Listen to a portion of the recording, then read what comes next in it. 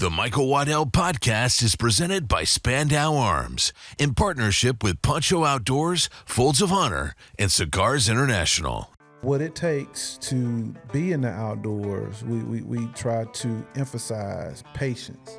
Yeah. We try to emphasize being reconnected to the outdoors because it is my belief it's the DNA that's within all of us. I think we are naturally connected to the outdoors, just being part of the human species.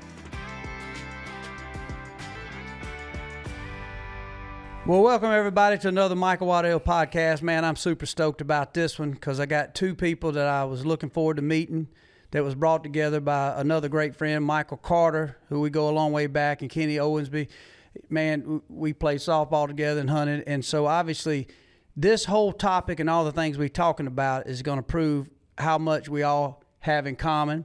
And when you look at what we all love to do, hunt and fish and outdoors, and especially all of us, we Gen X, and so we grew up, they wasn't padded rooms, times were tough, but I want to introduce y'all to my two guests today, Dr. Stacey Gill, Utah, Alabama. Yes, sir. Don't hold it against me because he likes Roll Tide. Roll Tide. But that's the way it is. And Lou Hill, who they do a podcast together. It's called, I definitely want you guys to subscribe and check out what they're doing. We Hunt 2, We Fish 2, and y'all have done a phenomenal job. And for me, it's been really cool. As a matter of fact, I kind of got in the hot seat. Y'all remember, it was back several years ago, I think it was 2022, I was at a show. Right.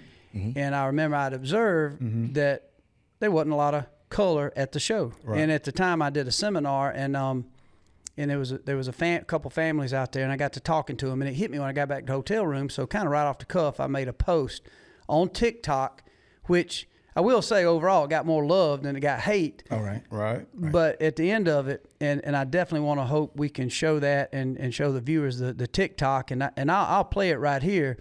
But I think from my observation growing up in the South, y'all Alabama, I'm Georgia, we all went to a lot of public schools. That was all we did. You went to wherever school was convenient for your mom and dad to get you to, and played football, baseball. So where I grew up, I didn't really see color, even though it's obvious that our skin might be a little different, but at the core of things, the culture is the same. We eat a lot of the same groceries. Right. We love to hunt and fish. That's right. Dr. Stacey and I was talking just earlier, or Doc. Everybody calls him Doc. Right. But man, team sports, it brings everybody together. Hunting brings everybody together. You sitting bleeding in the huddle, you trying to keep this big guy off your quarterback. That's right. I mean, everybody's joined together. Everybody's tired. Everybody's bleeding. Right. And at the end of the night, we're just hoping to go to party and talk some smack to the cheerleaders, at the end of it, and take a win for our high school football team. And so for me, that was so cool.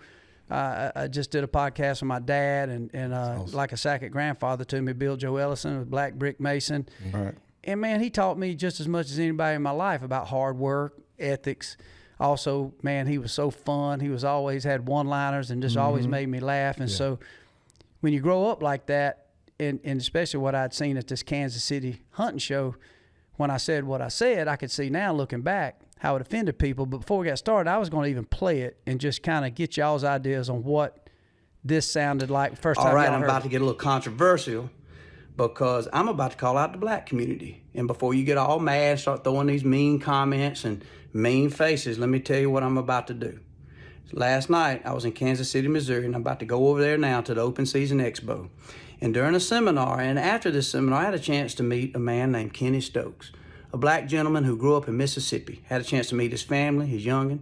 And let me tell you, man, it was like meeting a long-lost cousin. We got to cutting up, laughing, talking about culture and hunting and the best way to cook squirrel and gravy and rabbits and gravy and homemade biscuits and collard greens. And, man, I felt like I was back home in Booger Bottom, man, with my buddies.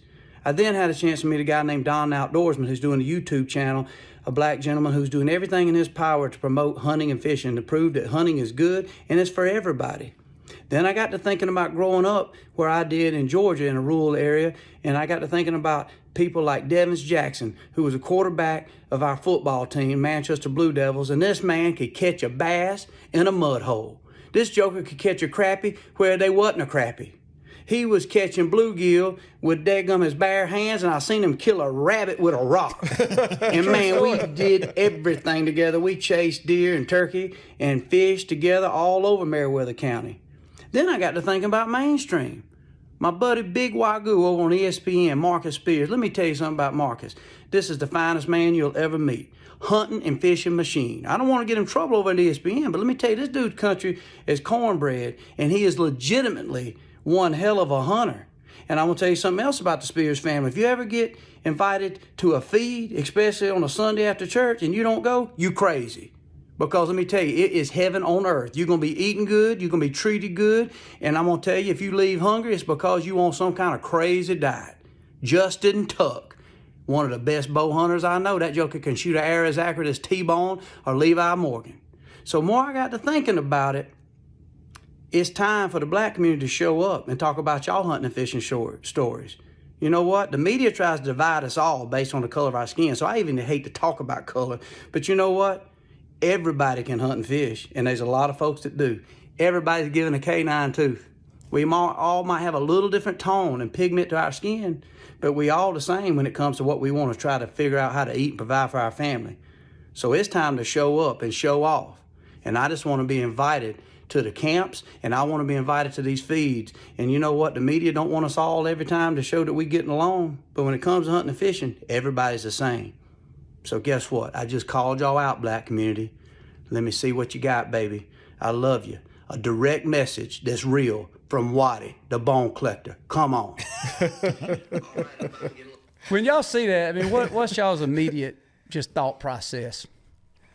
Well, for me, it was comical. It was who you are to the core. I mean, I didn't see it as harmful or offensive. I saw it as a way to energize, ignite the black community to say, hey, you know, we can do this too. Just like what we talk about on our podcast a lot of time.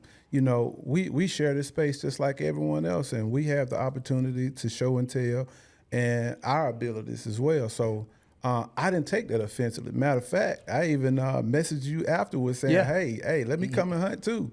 I mean, for a black man in the hunting community, hearing that, I took it as a call to action almost, or a charge, or, you know, next man up, or dare, those things that we talk about as a kid. It wasn't anything to be offensive about, in my opinion, and my opinion may not matter much, but I've had my share of knowing mean people and talking to mean people when they're not genuine, and what I took from that was the furthest thing from. So that was my initial reaction to that. So, Lou? I've watched several of your shows. I've followed you so many videos and how you interact with people at expos, and I may be a little biased because I'm a true fan. However, that's my fourth time watching it. And so I tried to, after hearing what people were saying, what did they see that I didn't see? Right. So I saw someone, when you say call out, I guess they want to pick and choose. I'm not saying individual, but anyone probably pick and choose a certain word. You calling out, they may got offended to that. What you're saying is, hey, step up, produce, show more content, be a part of the industry, you know, and bring it so everyone can see what you are doing. Right. And so I took it I wasn't offended. I enjoyed it. I understand I'm a part of the industry. I love to hunt. So to see that just motivated me. Okay, I need to take another video camera out to the woods and try to create more content so I can show people this is what I'm doing instead of just killing animals. How do we prepare to do things? So I took it in a different way. Right. Just how I was brought up. Right. And real quick, just to piggyback off that, you know, I'll be honest with you. That was the motivating thing behind We Hunt 2, We Fish 2, really. Yeah. Man, that's cool to know that. That's super cool. To pick up a camera and to record it, you know, it's not being a fanatic or a fan. It's basically saying, hey, you know, I can do what they're doing. I can do that too. Yep. And that's how, honestly, part of how We Hunt 2, We Fish 2 was born. Yeah. Because of you. Yeah. Well, you guys do a good job at that. Even the first episode y'all did, you were talking about like first thing. This is way bigger than just filling the tag. Yes, sir. That's it. You know, you had mentioned just the discernment of.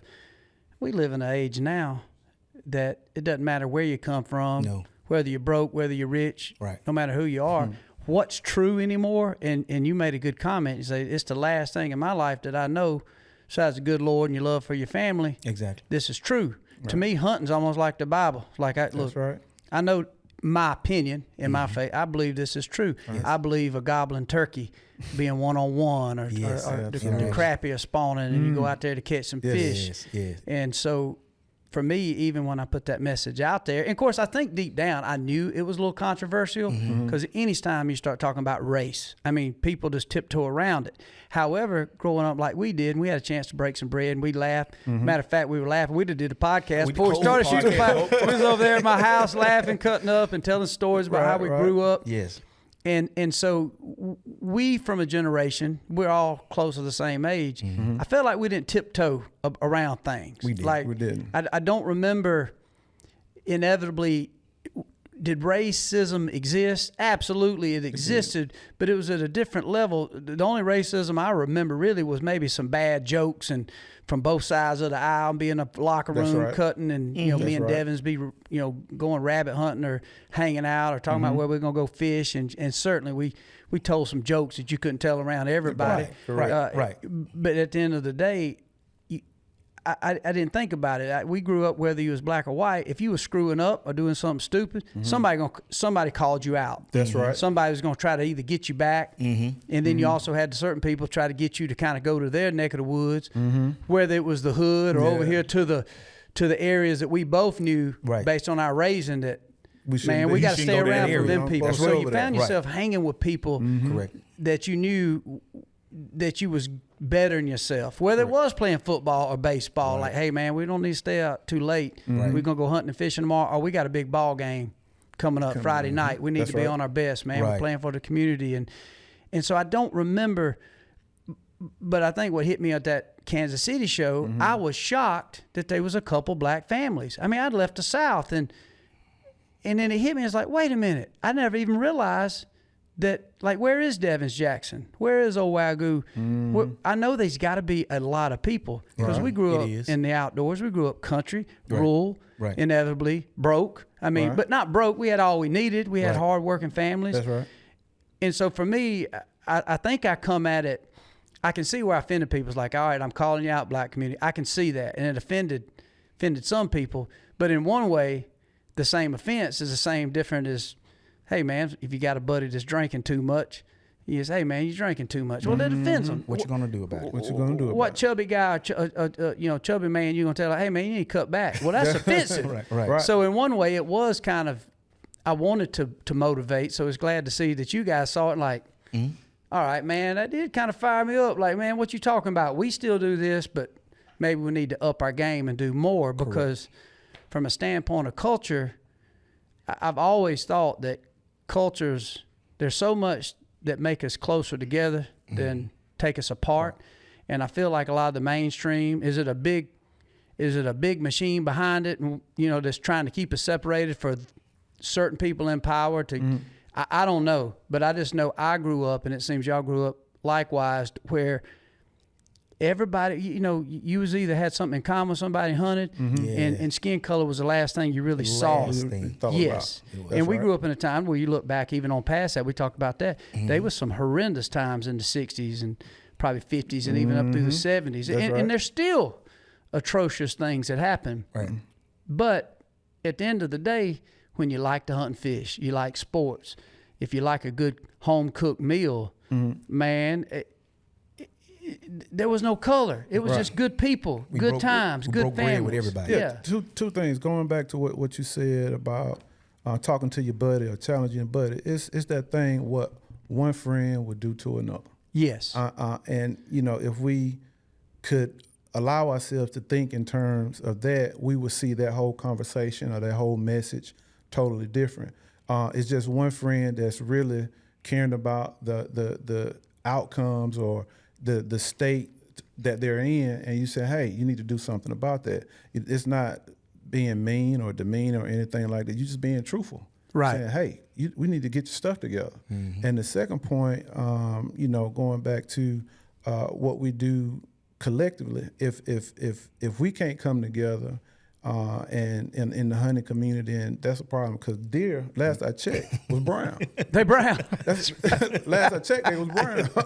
So was a turkey. So, and then it's the scientific aspect, and it's biologists out there can correct me if I'm wrong. Deer only see one color. Yeah. That's right. So that's right. I mean, I don't understand that. Listen, That's exactly right. And the bass is green. And the Them big old bass are looking for green. That's right. The bass is green. That's right. I've traveled several states and hunted, and when we go to these different outfitters and everything, it's so many different backgrounds, people that you never seen before, and when we get down, the last thing we talk about is what you look like or where you're from. It's about what did you see today. Did you enjoy your time? How was the food?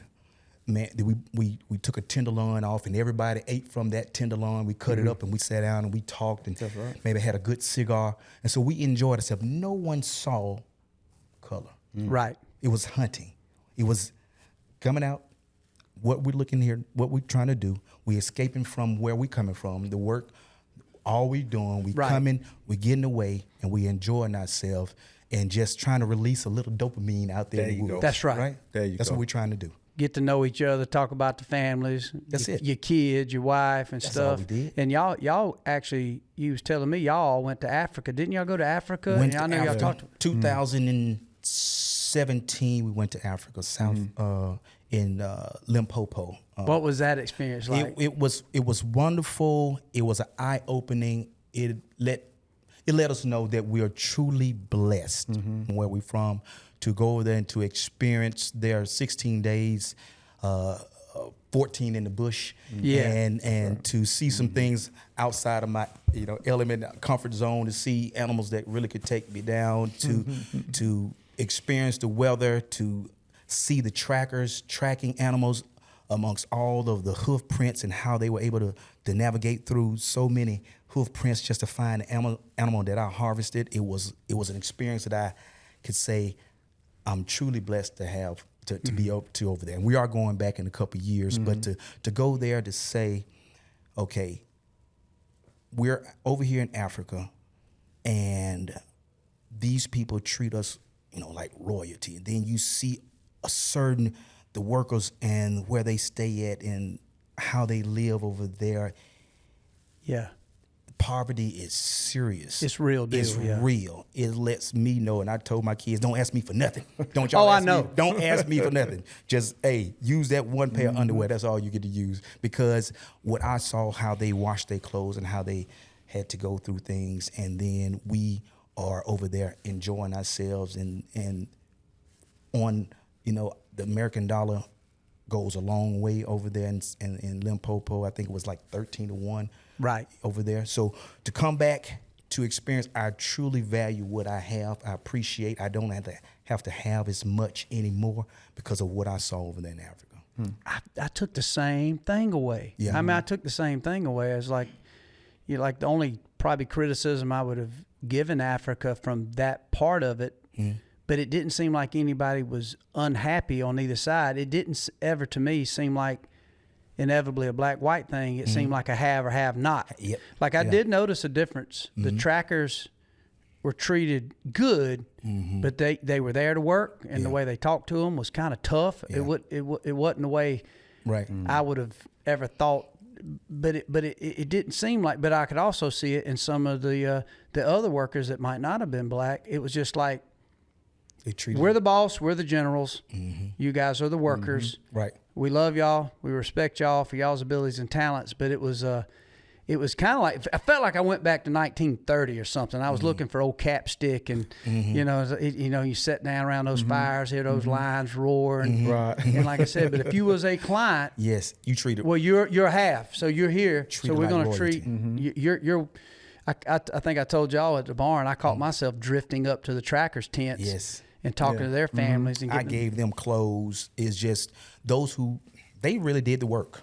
They did. They did the work. And so I did what you did. I spoke to them, guy said, he gave me his real name, but they wanted to call him John. I'm like, man, what's your real name? And I can't remember what his real name was, but give him one of my shirts and my shoes because I saw what they had. And they came to work every day, showed up. We only needed, two shirts and underwear and a pair of jeans because as soon as we take them off, they're washed, folded, and put back in your room. And didn't ask them to. And it just was done. It was done. Mm-hmm. Yeah, I was impressed. I was so impressed with that. And the ability of those trackers and then the PHs. Yeah. They were pretty darn good hunters, obviously knew the game, but them trackers, my mind's still blown. And then, you go to those countries and everything that we would take off the animal, like the ham and the back straps, tenderloin. That's what you ate a lot of the game you shot while you're there. Right. Well, they would be taking the parts that you'd leave for the vultures, and they was up there having a feast with their family. And I went up there and tried to eat some of it with them. Like, man, come, do y'all know what backstrap is? Like, come on, man, And but it was.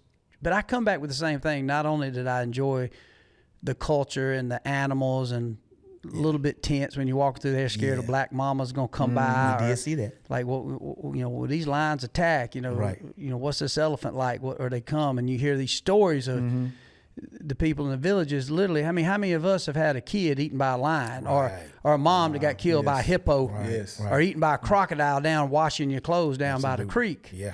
And so obviously we got our struggles in America, but that story ain't told.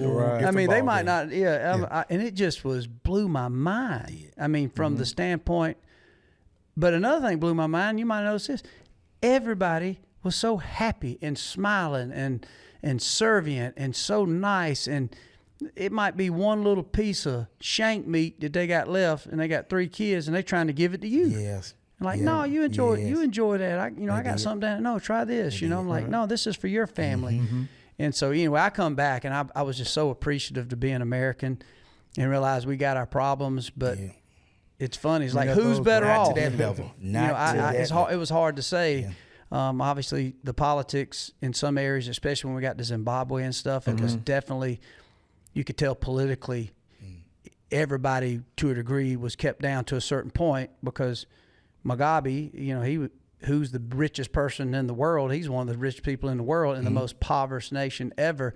So obviously more of a dictator, kind of a communist type of regime. And I just come back and I was just like, wow, just little things. Like I remember, I think I told you guys earlier, I remember sitting around camp and saying, man, this Mugabe seems like a real jerk. And everybody, like, it wasn't one color people. Everybody, like, immediately I looked up and they all had the silent, like shut up. And I'm like, what are we talking about? It's like, well, in America, you could talk about any politician, whether it's Joe Biden, Donald Trump, or whoever, whether it's Obama or Kamala, you can either like them or dislike them, and we can talk freely. There is like, you can't say that here, but we can go enjoy this, intestines out of a Cape buffalo and laugh and cut up and not even know our languages and just have a marvelous time. I was up there, man, you appreciate this, Doc. I was up there.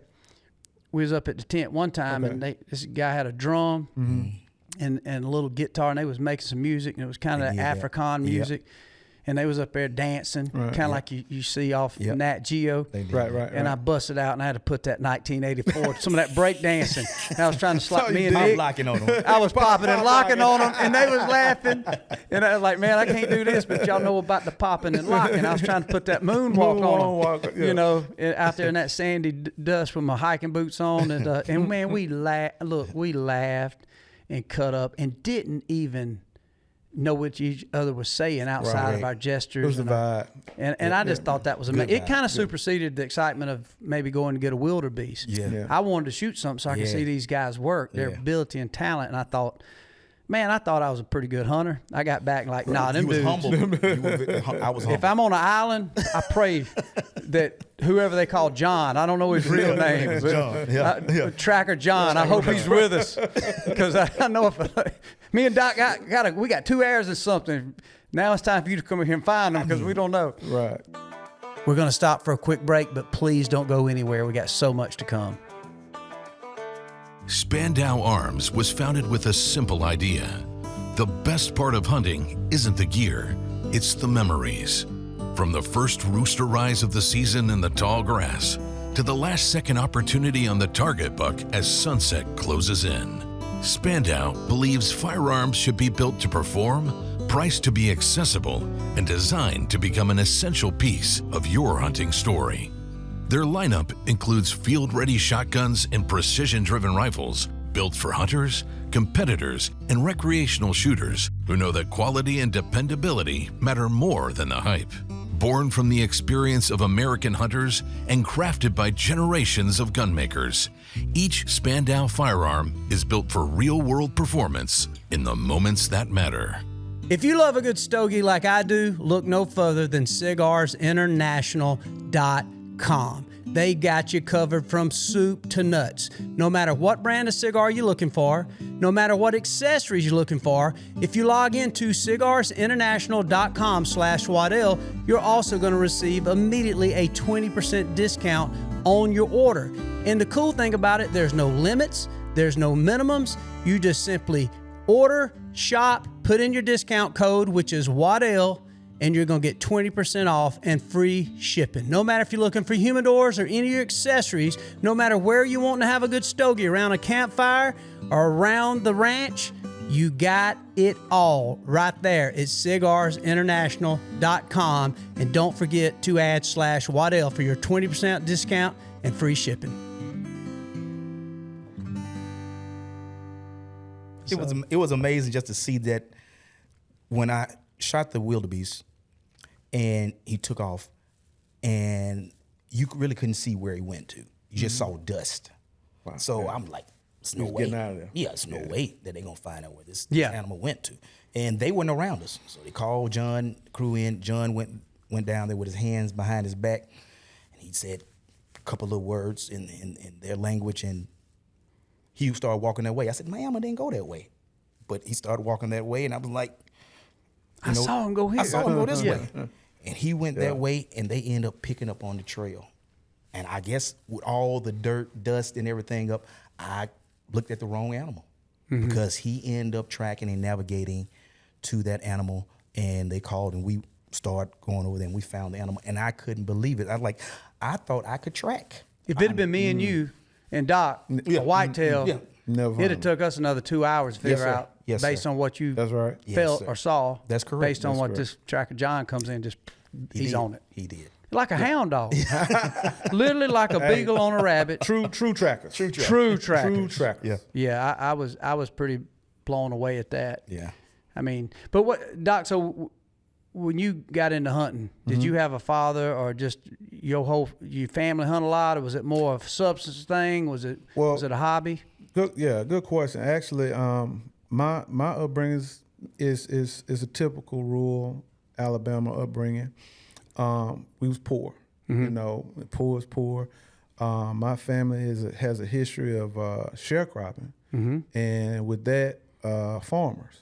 So growing up, my mom she was from Mississippi, and my father, birth father, is from Bologee or Tishobe, Alabama. And down there, it was more of a substance thing, survival, living off the land, not having much. But what we had was the skill to, at least for my mom and my brothers, at the time I was a young boy, really young, had the skill to hunt and to bring home the meat and farm and bring home our vegetables. But as I got older, my brother, my oldest brother, he went off to the military, so that just left my brother next to me. And we would spend our Saturdays in the woods, because where I grew up at the time, we moved from Bologee to Utah, Alabama. And where I grew up, right across the street, was hundreds of acres of woods, and that essentially was our playground. That was the jungle gym. That merry-go-round. That's right. Yeah, that was where I learned to build our own tree houses. Yes. Back then, what we called tree stands, ladder stands, we built those out of 2x4s and 1x4s. Yeah. Nailed them in the yoke of a tree, and that's where we sat all day, either to watch, hunt squirrel or anything like that. But that's kind of how I was introduced. When my brother would come home from the military, he and his friends would go hunt during those Christmas breaks and go right across the street. A few hours later, bring home a deer out of there, string it up in the backyard, and skin it. And we have our meat for at least throughout Christmas. Mama would cook it up. Mama cook it up. Grandma probably, yeah, all of. So that was my introduction. And as I got older, I lost my brother in 2016, the one who I would take in the woods with me, and he was the one I kind of attribute the establishment of it, because my mom told me, take your older brother fishing.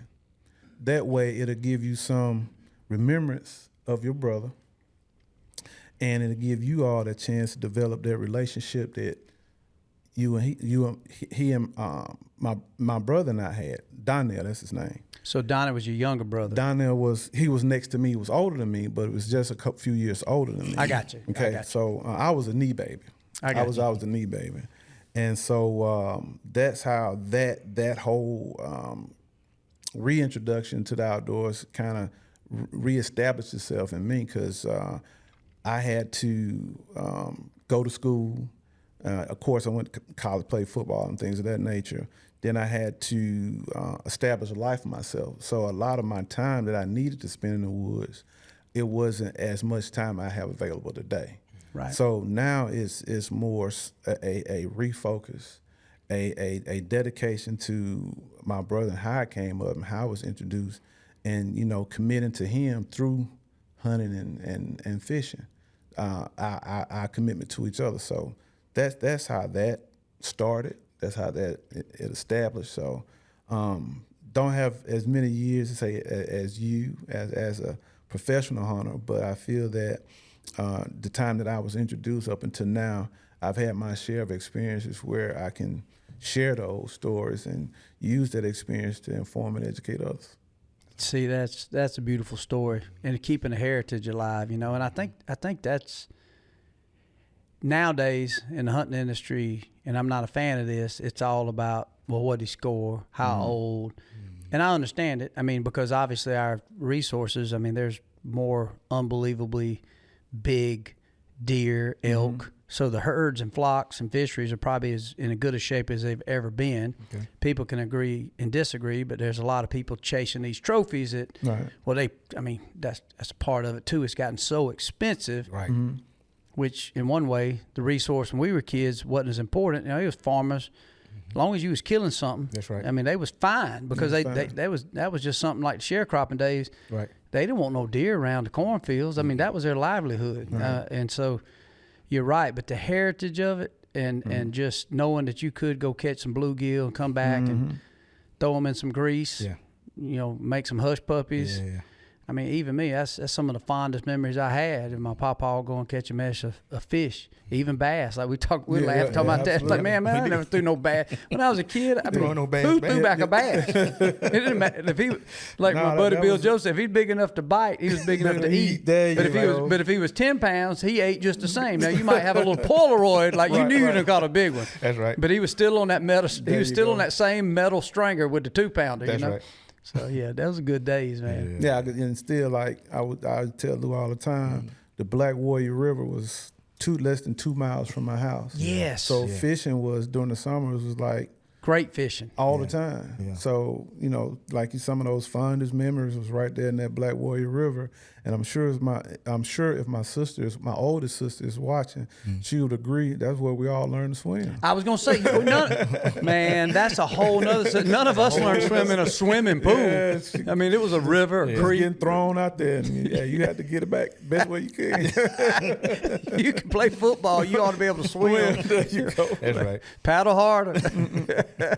Oh man, Michael, it was the coolest gift he could have gave me. He got a picture of his mama with a big old bass. She's holding up and caught it on a cane pole. Yeah, I might put that up here in the studio. And that to me, my grandmama, my aunts, the same way. I have such fond memories of us goofing off by the side of a lake, swimming, goofing off. Somebody maybe had a little old charcoal grill, make some hot dogs or somebody got a can of Vienna sauces, soda crackers, and some hot sauce, and seeing the ants over there in little old dresses, little sundresses, sitting there in the lounge chair, you know, like that plastic. Remember, it just stick to your skin. And then they would sit there all day, literally dip snuff, and be catching fish. Yeah. And they didn't have no range finder, depth finder. No. But I can tell you what they did. There wasn't nobody going to outpace it. If you went fishing when at Aldney, or Ain't Dars, or even my mama Waddell, you better be in. It wasn't we're going to go fish an hour or two. I take my 9-year-old now, we fish an hour. Like, all right, Dad, we've had a good day. Let's go. No, we'd sit there all day. That's right. And they would always have a mess of fish. And I know they enjoyed it, but they also would go back and we'd scale them all out, big ones and little ones, and it'd be a fish fry. And another thing, talking about old school, y'all remember now, you know, we all Ziploc bags. I even got me one of them good shrink wrappers that suck out. Right, I got one of them like a food saver. But you remember them old be a milk jug? You remember that? And they'd cut the middle off and have the handle. And you'd put them fish. That's what. And you would fill it up, put some salt in it, and man, if you fill it up, put them in the chest freezer. You had to make sure to fill up where all the fish was covered. And man, that's still the best. I mean, them things would be good for 5 years. You could pull them fish out, thaw it. And I just remember vividly at some of my grandmama's house, even my buddy's house, you'd go over there and they'd have them jugs thawing and knowing you about to eat some fish tonight. And they'd have some have 5 or 6 fish in it.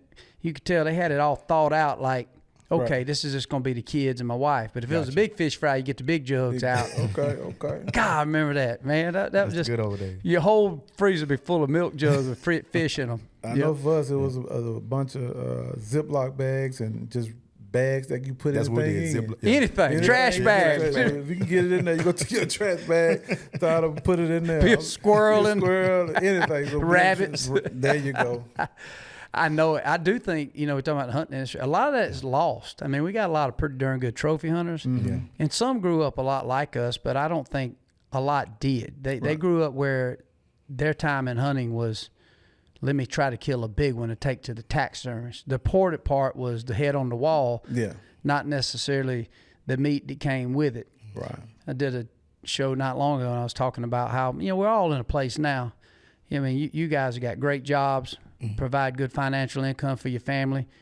Tonight, I'm going to take you to one of my favorite steakhouses. We ain't going to get back and eat rabbit and eggs and squirrel head. And egg. I mean, we can and we have. And so we don't have. They're pretty darn good. It'd be good. But we probably going to eat some ribeyes and eat a lobster tail or whatever it is. And I remember even growing up the way I did when I finally had enough money to go to a nice steakhouse.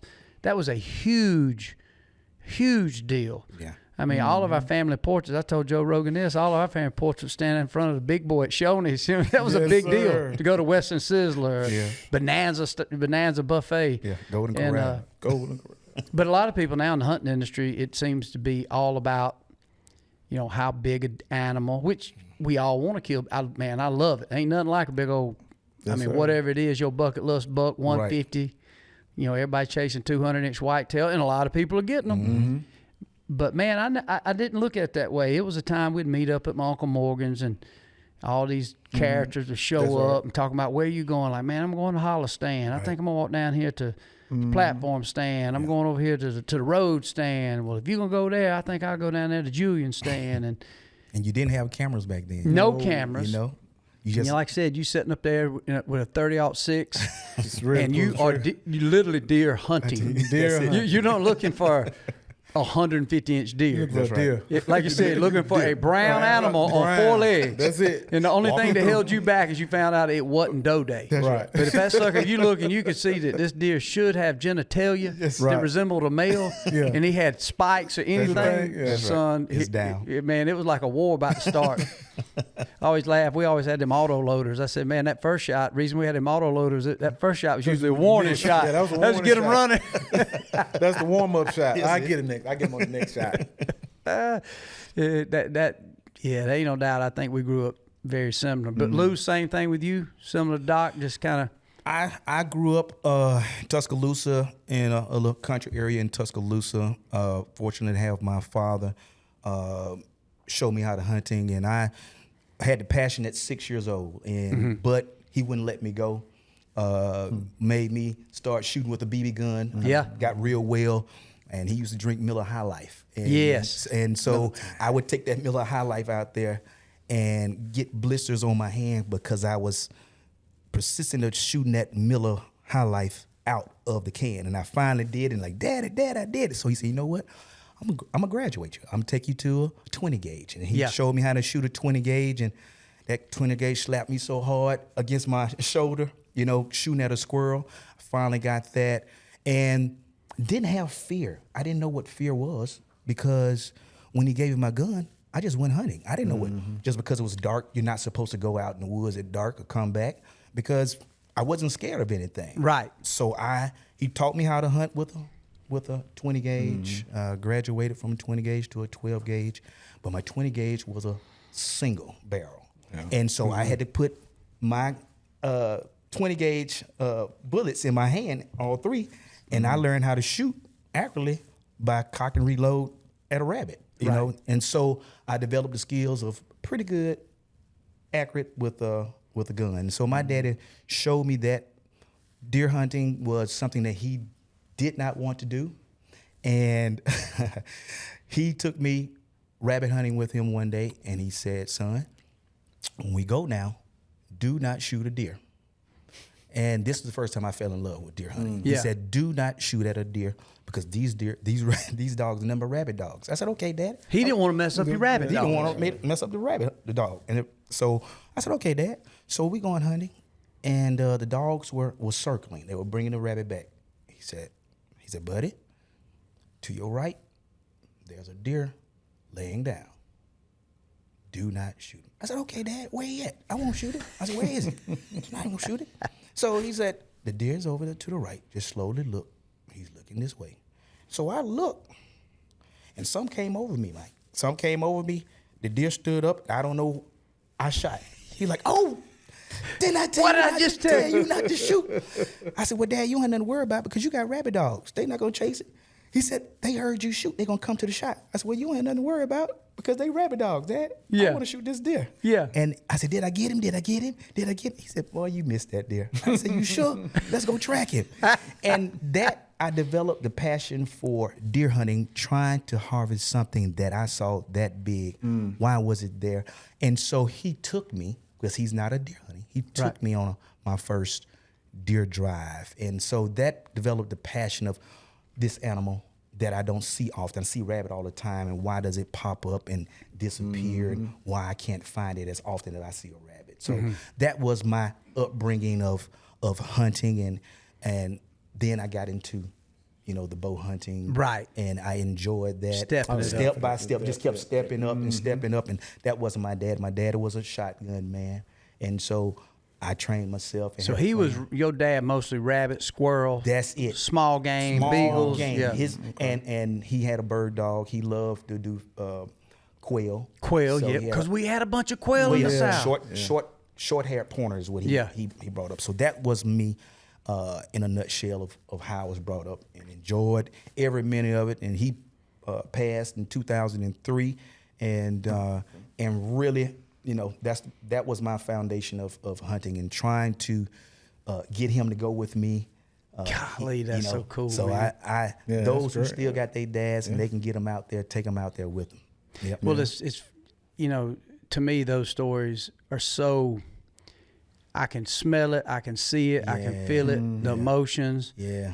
Like I said, when you're 10, 12 years old, and then all the men that you look up to that have done whooped your butt, help provide, don't do this, do that. And for me, and I'm sure y'all felt the same, I felt like I was a man with them. Yes. I mean, little old kid, didn't know nothing. Absolutely. But you sitting around talking. Absolutely. Prop them old single shots up, and everybody sat there, maybe end the hunt. Yeah. Like I said, crack one of them Miller High Life. That's right. Of course, we didn't get it. We didn't get it. We get a, maybe RC Cola strawberry drink or something. But man, I remember sitting there and really wouldn't say nothing. The men be talking about their dogs and how many they got. That's correct. And I remember sitting there and just feeling like Rambo. Just, I'm somebody. Yeah. I'm one of the men. Especially when you're around them and listen to them talk about what they did. Yeah. Oh, what they did. What they did. That was the first time I ever heard my papa and them, or my dad. I felt like lie. Cause you lie. That's what I'm getting at. That's what I'm getting at. Yeah, because what they did. we all done got our butt whooped telling a lie. Like that was one thing. Don't you lie to me, boy. Right. Was you drinking last night? Yeah. No. Lou made me do it. Lou had, you know, and then you coming up with these stories. Yeah. But I remember sitting around at the end of a tailgate and like, yeah, this deer, you know, I missed him, but I didn't really want him. Like, No, you like, missed yeah, him. I got him. Yeah. You know, like, man, you didn't even kill that rabbit, or just come up with some story that maybe not a full-fledged lie, but it's certainly an exaggeration. Yep. You know, and that's why I learned in a good hunting story. Don't let the truth get in front of a good story. No, We learned that too of men that never lied. You know? right. Yeah, they didn't lie about nothing. They tell you straight up. You know, And they so- enjoyed the competition amongst each other. You know, they go out Camaraderie. the camaraderie, the Yeah. interaction of dogs. My dad had a friend that the competition was how well trained their dogs were, of how they called them, and they go into the cage and out the cage individually names, and then they call them out, and this certain group go chase a rabbit, and this certain group rabbit, and they can tell by the sound of the dog who dogs were there. And my dog's doing a better job than your yeah. dog. And, Yeah. and so it was that interaction that, you know, time just went away so fast. You go out early in the morning, you get back in the evening time, you're like, I think we're just out here 1 hour. How it get dark so All day. quickly? You know, enjoying life.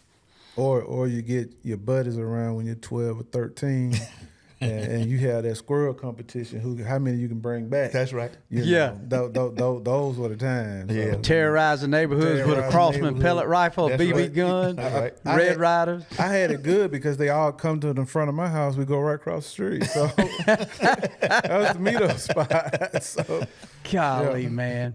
And the roots of that, like I said, it does make it nice. Like I said, y'all been to Africa. Y'all been to a lot of places hunting, public and private. You're looking for the next adventure.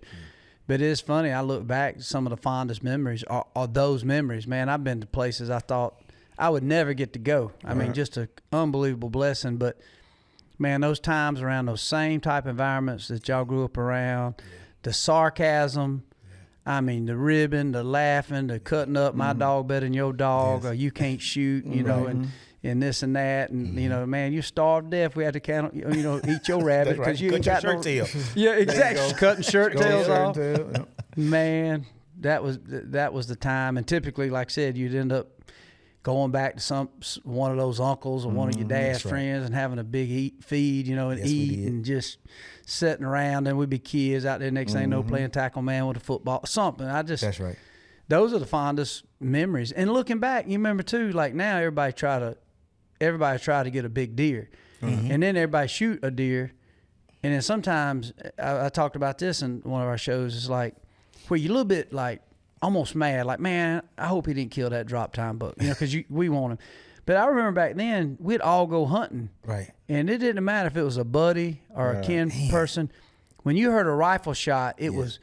We got one. Yeah. I think we got one. That was it. That's right. That was the We- call. That was That's Lou's right. shot. That was Doc's shot. He don't miss. That's He right. don't miss. I Yes. guarantee you he got one. That's right. And it was almost like together.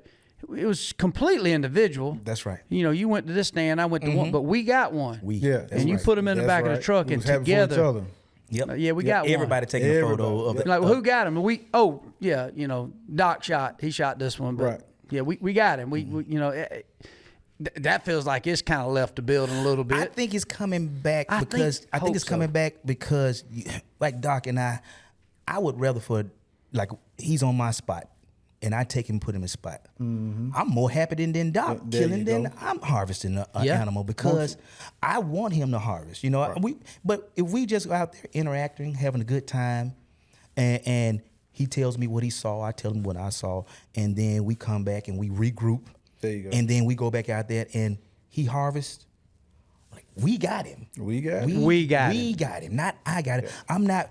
If it's a deer that I'm after, and I know it's some deers I have picked out that I want, Right. and I take you on my property and you harvest that deer, I'm not gonna be mad. I'd probably be upset if you missed or injured the deer. Right. But Right. if you harvest the deer, I am happy for you. Let's take a photo together because Because you still got some responsibility in it. You knew this deer. You had seen him before. Maybe you let him walk or Yes. whatever it was. Right. And then a buddy or somebody you love enough to have at your place or respect enough. Yes. You happy. I'm happy. Like the place down in Utah, you know, when you put your sweat equity into it, where you cutting the fields, you making food plots, you hanging stands, you know what they are, you know what those travel doors are, and then you know when you go to hunt, you take people down there. You know, last couple of years, the guys, the family members I have still in Utah that we hunt this land with, people will want to come down. So we'll come down. What we'll do, we'll put them in the best spots to be successful. Mm-hmm. Yeah. Put them in the spots where we've killed deer, we've harvested deer, or we know what a deer would be. Put them in those spots so they can be successful, because at the end of the day, our success is your success. That's right. We're happy for you. That's right. At least I know that's the spirit that we share. We talk about it a lot of times, but you know, it tends to kind of disappear sometimes the further you get away from those circles of influence. Yes. Because you never know what people's intentions are. Some might have the gratification of being this solo hunter, and they don't want to share in their experiences. Like Dr. O, he shares with us all the time. Yeah. He shares with what he has. And I've gone to Forkland with him a time where he put me in a stand where he knows deer will be, and just as he said it, I look out there, there's a video out there, there's doe all over the place. Right. And it's that kind of spirit that reminds me we all in this together. We are. You know, we are. And that's the purpose behind this, the whole hunting experience. We are, and I feel like I think a lot of the sentiment I had, even going back to how we started the podcast, showing that message, and it's so refreshing to hear, and that's one reason I love listening to y'all show, is it does celebrate those things, but what's celebrated just as much as the game is talking about your dad or an uncle or a granddaddy. Right. And obviously you had these mentors that showed you a whole lifestyle. Right. And so I feel like it happens a lot even around here in these rural areas. Like, man, that's such an important, it ain't necessarily having you a TV show on Outdoor Channel or being the next Jim Shockey, but it's like, where are we at as mentors, as fathers, as men? Like, and I'm not saying, I mean, there's a lot of ladies that hunt, but most, when I grew up, it was pretty, I mean, it was what it was. It might even sound a little chauvinistic. I know what you're saying. The mom back at the house. She didn't want to go. House was clean. She didn't want to go. Boy, it always smelled like pot roast. They didn't really hunt. Right. No. Now they might go wring a chicken's neck out in the yard. You know, they might. You know, these rabbits out here wasn't necessarily pets. You know, they feed them out. And you sometimes you'd eat a domestic rabbit. I remember that was a meat rabbit, a meat chicken. We had some. But Mama knew how to cook that backstrap though. She knew how to cook that meat. Did, yeah, she every knew woman how to make cooked. rabbit stew. Yeah. She knew how to cook a squirt. She knew how to cook that to feed the family. That's good. Yeah. Yeah. And even talking about it like, Waddell, you racist and you're chauvinistic. You know, women just cook, and you know, it's like, no, it's just memories, man. Yeah, it's just memories. We have to go on. Yeah. That's right. I remember we'd go back and deer hunting, and my mom would have a big spread, you know, of food and breakfast and grits and eggs and bacon and sausage and salt cured ham and man, as a kid, I knew it was cool then, but now I look back on it and literally, like, man, I get almost emotional thinking about it. Like, man, and it catches me. It makes me be a better father, because sometimes I'll take my kids hunting and we're trying to get a big old buck. Like, no, not that one. Then I think, man, I need to go back and replicate what my Papa Waddell did, or maybe in y'all's case with y'all's dads or uncles, and the stories of them rabbit dogs. Like I said, I got me some squirrel dogs now. I found more joy in doing that sometimes than chasing a big buck. In the meantime, you flip off this podcast, and there's two dudes sitting there talking about, all the deer hunting's, you know, we can't even go kill, you know, I'm not paying that to go kill a 160. I'm like, listen to yourself. You're talking about a 160-inch deer, you're missing the point. It's like I'm like you. I have nothing against the solo hunter, but I also know a lot of friends with these lonely, I call it these lonely, dusty, amazing trophy rooms, and they ain't even got a friend that wants to come have a cigar with them and talk about crap. That's right. I mean, we just met each other today, and I'm looking forward to that podcast just to the more BS stories we can get into. Imagine if we drank one cup of cold beer, have a cigar. They ain't no telling how deep. You know, get Kenny and Carter to hang around with us. I mean, it's probably gonna get deep. That's right. You know, and so I enjoy that. Yeah. more than I got a 160 or a 180 and I'm all by myself. And if it tickles you, I mean, if that's what you like. If that's what you like, that's what you like. But to me, just going out there, it's the stories. It's the stories behind it. I got a friend, Johnny. I have hunting property. He has hunting property, and we trade ideas. Not just we don't look at the pictures or the interact. We trade ideas. Johnny put me in a good spot. I put Johnny in a good spot. A couple years ago, we both harvested 2 nice deer. Right? Yeah. Didn't even see him on camera. He harvested deer on my property. I was so happy, taking photos like, hey, look, man, pose this way for me. Pose this way for me. The same thing for him. I went on his property, harvested a very nice 8-point. Yeah. 22-inch neck. And he was happy. I mean, he's like, Lou, you did it. And so it's like, and to go back, we talk about it right now. Google help us out because Google will pop up a ad and show you memories of when we harvest this deer, both of us together. And so I sent it to him. You remember this? And so we go back and forth. We feed off each other. And so those Facebook memories. Facebook memories. And those are the type of circles that Doc and I strive to be around. Positive individuals that have knowledge in areas that we don't have. And you will remember, not only you remember that day your buddy got that deer, but you remember going to a cafe or something. Man, remember how good that coffee was. Yeah. Man, we got that omelet. That's right. Exactly. And you remember after that, went down to the sporting goods store and that old trapper, we was talking about trapping coyotes. And I'm not saying it's missed these days. I'm just saying if it is missed, most of us who do hunt and fish, we started somewhere in there. Right. Unless maybe you made a bunch of money, didn't grow up, and like, whoa, wait a minute, I can pay this money and I can be on Outdoor Channel and I can pretend that I know what these men are talking about. But they don't. And I'm around it all the time. I'm like, man, you don't have a clue. You don't have a clue. You're going to cause me to be a little cocky because, no. So I tell people, you ain't go out hunt us or out fun us. You damn sure ain't go out fun us. And so it's fun for me because, you know, I am the token redneck outdoor guy. Right. But for me, it all started just like what we're talking about. It wasn't even a plan to say one day I'm going to be chasing an elk and I hope I can get me a 350 elk with my bow. I didn't know a 350 elk existed. I knew the species did. Right. I just thought you took that same experience that I grew up in Georgia and you took it to the mountains, but it was the same camaraderie, same stuff. And so it kind of graduated, like for all of us, that now we know what 130. We know it takes 125 inch to go into Pope and Young record books.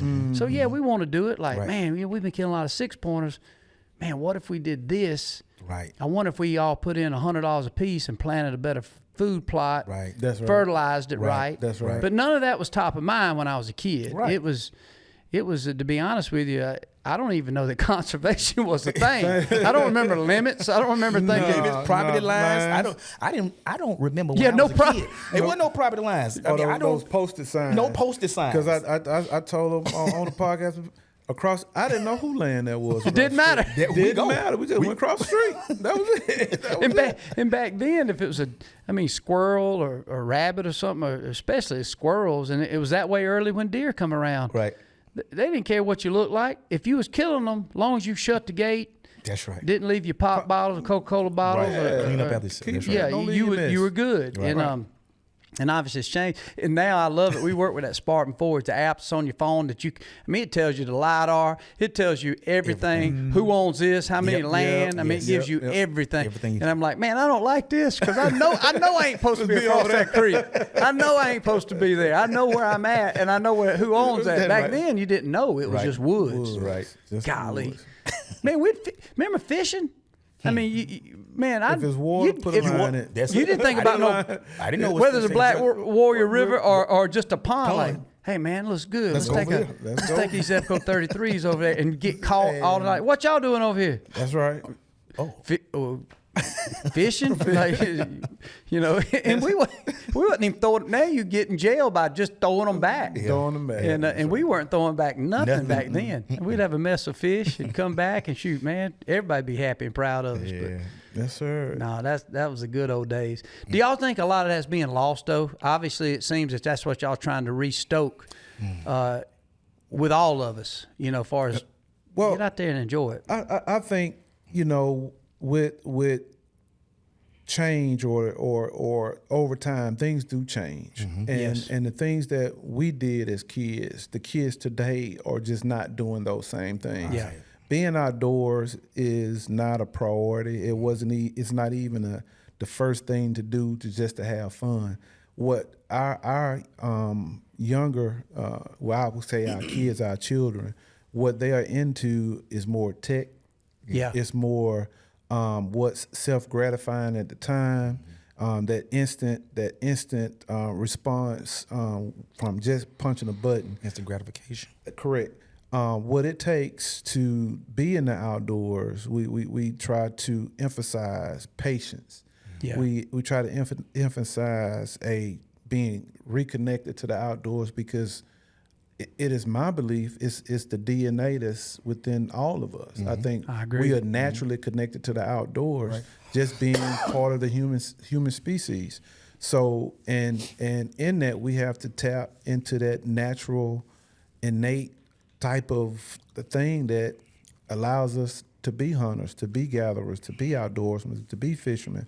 But the kids today, they are missing that because it's interrupted by a lot of tablets, phones. Overstimulation, yes, to where they can't see the actual purpose and beauty for being outdoors. We're going to stop for a quick break, but please don't go anywhere. We got so much to come. A wingman flies close with unwavering dedication.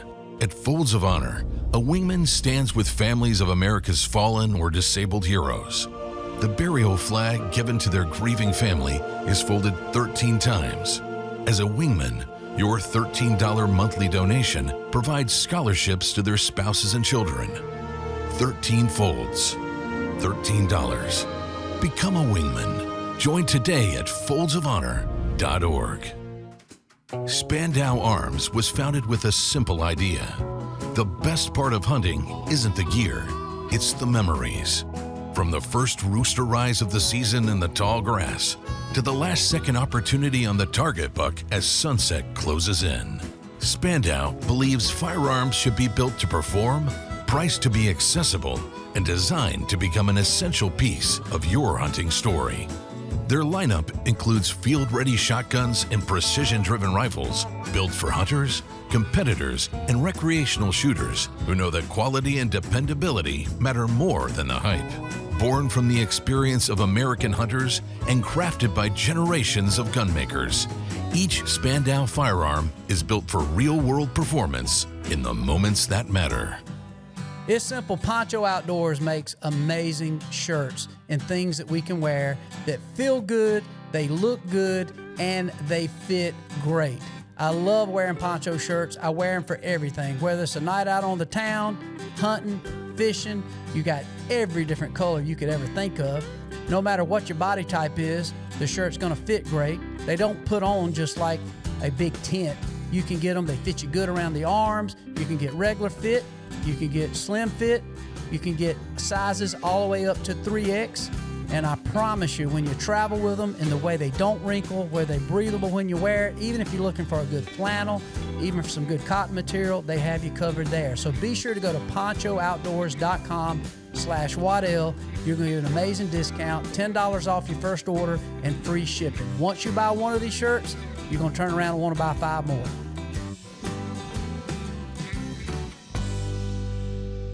And I agree. And I've taken my kids out, and all 3 of my sons, I have 3 boys and a wonderful wife. But gotta add that in there, man. Beautiful wife. And taking them hunting, and my middle son, Joshua, he's the one that really took on the hunting. And because he's going to college now, so he doesn't get a chance to interact with me. But all 3 of them have been out, and I didn't want to force it to them. I wanted it to come natural like it did for me to see. But that cell phone, that overstimulation kind of took them away from dad. And so, and they all, I think they'll eventually come back and do it, but at some point. But I wanted them to at least be out there and experience, and the patience behind sitting out there. Now, if it was like a deer coming back and forth so much, I think they would enjoy it. But I just me personally, I got benefited out more because I get to talk to them. We're interacting, whether we saw something or not. There you go. I bust out crying when Josh had killed his first deer because I'm like, he like, what you crying for, man? I'm like, man, I'm happy for you. You kill a doe at 165 yards with a 7mm STW, man. That kick you, you a young kid and you shot this deer and you dropped it. Yeah. And he didn't shake or anything, just a gift. And then he killed a buck. And it's like, okay, what's next? I'm like, you got it, man. I mean, it's a gift and he wants to go. But I put in all the work. That makes me want to go back out to the woods. That's and right. Show them what I'm doing. Reason why these deer are coming through here. This is This is the reason. Now it's not that easy. It's because Daddy has prior planning prevents poor performance. So we have been out there and we went out there and planted and everything, so you can enjoy what I've done, right? And so once he found out, okay, this is all you're doing when you go out into the woods. So we enjoy that time together. And so I miss that. And I think if we can bring families, friends, and it's not just about killing the deer. It's about planting, watching it develop. Right. Strategy. Whether you got game cameras or not. Observing the woods. Let the woods speak to you. Learn from the woods. There you go. Looking for the food sources, regardless if you're limited on funds, then you have public land. Take someone, you want to take a new person hunting and you don't have a place, take them to a public land, to some public land that has green vegetation, that has different trees, that has food plots that the state has planted, and walk a long ways in there. Let them understand. Show them, right? Pretty desolate in some of those public. I mean, you think of public, obviously it's the public, but there's some of the most beautiful country we got. It's public. Is in public ground. Because they have to maintain it. They have to maintain. They have to plant it every year, and they have to do the things to, regenerate the food sources for the wildlife. And just to swing back around, like you were taking your son. Yeah, I took my son a couple times. Right. He's a fireman, and he hasn't that switch hasn't turned on yet to get him really interested, but he's asking questions. Yeah. Why? Yeah. Because he sees me a lot of times. That's right. He sees us together. He sees the people I talk to talking about the outdoors. Right. So now he's asking questions. His best friend is a forester. So it's just a matter of time. He knows that joy. He can see that joy. And like, let me check into this. Let me check into it. And part of our purpose is to increase that participation, because the more that we get involved, the more messaging and opportunities we can entice and encourage other people to get into the outdoors. Right. So, and it's 100% that recruiting tool. And like I said, it is hard because of the stimulation. Because even me, I catch myself. I mean, the same things I'm telling my kids not to do, I'm over there either posting, looking on TikTok. Next thing you know, I'm watching. I'm guilty on them long man. I'm going from Stevie Ray Vaughan ripping a solo to an old school video of Rob Bass. Like this is what it was. My boys over there watching Mr. Beast or Seaboy, some teenage acting. Like, man, you didn't turn that mess off. Meantime, I'm over there watching Houdini. Like, this is what rap. This is what rap really is. This is Houdini or Run DMC or whatever, or Stevie Ray Vaughan or watching Motley Crue. So I'm just as guilty, but I'm somehow thinking, well, mine's more justifiable. But then I think, man, I need to go do some chores. There you go. But it's funny when we're their age, like, man, damming up a creek. You remember like just going to a creek and being a shovel and pushing mud, and then me like, man, let's go catch some fish and put it in here. So we got our own little pond. Sucker wouldn't be even a quarter size of this room. We think we got our own private pond. Done built a creek, and then first rain is of course washed away. That's right. And but most kids still like it. And I don't know. There was a video, and I saw this the other day. Speaking of social media, and I was on my phone scrolling, and there was some bass fisherman. And I want to say it was a kid, literally was in a gang and had never really fished, and complete gang. I want to say the kid was from Chicago. He took him on his bass boat and took him fishing, and the kid caught about a 3-pound bass on a crankbait. Kid who's hard, they hard in the cities, man, whatever it is, man. The kid broke down, and started crying. He broke down. If I can find it, I'll send it to y'all. Okay. Yeah. And man, I got to crying because here it is, a kid grew up I might be wrong. It might not have been Chicago, but I want to say this kid was out of Chicago. Okay. Well, this guy, that's what he's doing. He's trying to take, and he mostly doing it through fishing. Okay. But he's taking everybody, just people that's never experienced it. And so he took this kid fishing, and man, I was just crying watching this kid. Like it was like the first time he realized that this existed. And so, and I was sitting there thinking, like, how much trouble if this kid goes and saves him up $100 and buys him a good reel and rod. Oh my goodness! And even right there in Chicago, you got plenty of good fishing. Right there, you go. I mean, your whole perspective changes. It's like, I'm gonna go fishing. If I can have that emotion again, that's gonna be way better than have that feeling again. Being part of some gangbanging stuff or something.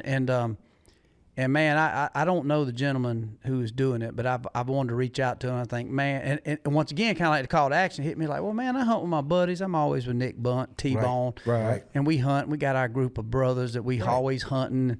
But I'm thinking, holy cow, man, it made me feel selfish. I'm thinking, what if that same kid got him a doe on our property? I'm like, look, bring this back home. Yes. And let me tell you how to cook it. That's right. Let me tell you how to cube some steak out of this backstrap or this ham here and fry it up in some peanut oil with some good seasoning on it. Get a good vegetable go beside it. You got me hungry. You got me hungry right now. and I think that part of it, I don't know what kind of crazy trouble I'd got in if I hadn't had that foundation of, like I said, whether it was team sports or just knowing after Friday night football. Man, I can't tell you how many at a Friday night football game, there's always a party in any small rural town or a big city, whether it's Atlanta or whether it's down here in Hamilton, Georgia. After Friday night football game, there's always going to be a bonfire party, somebody having something going on.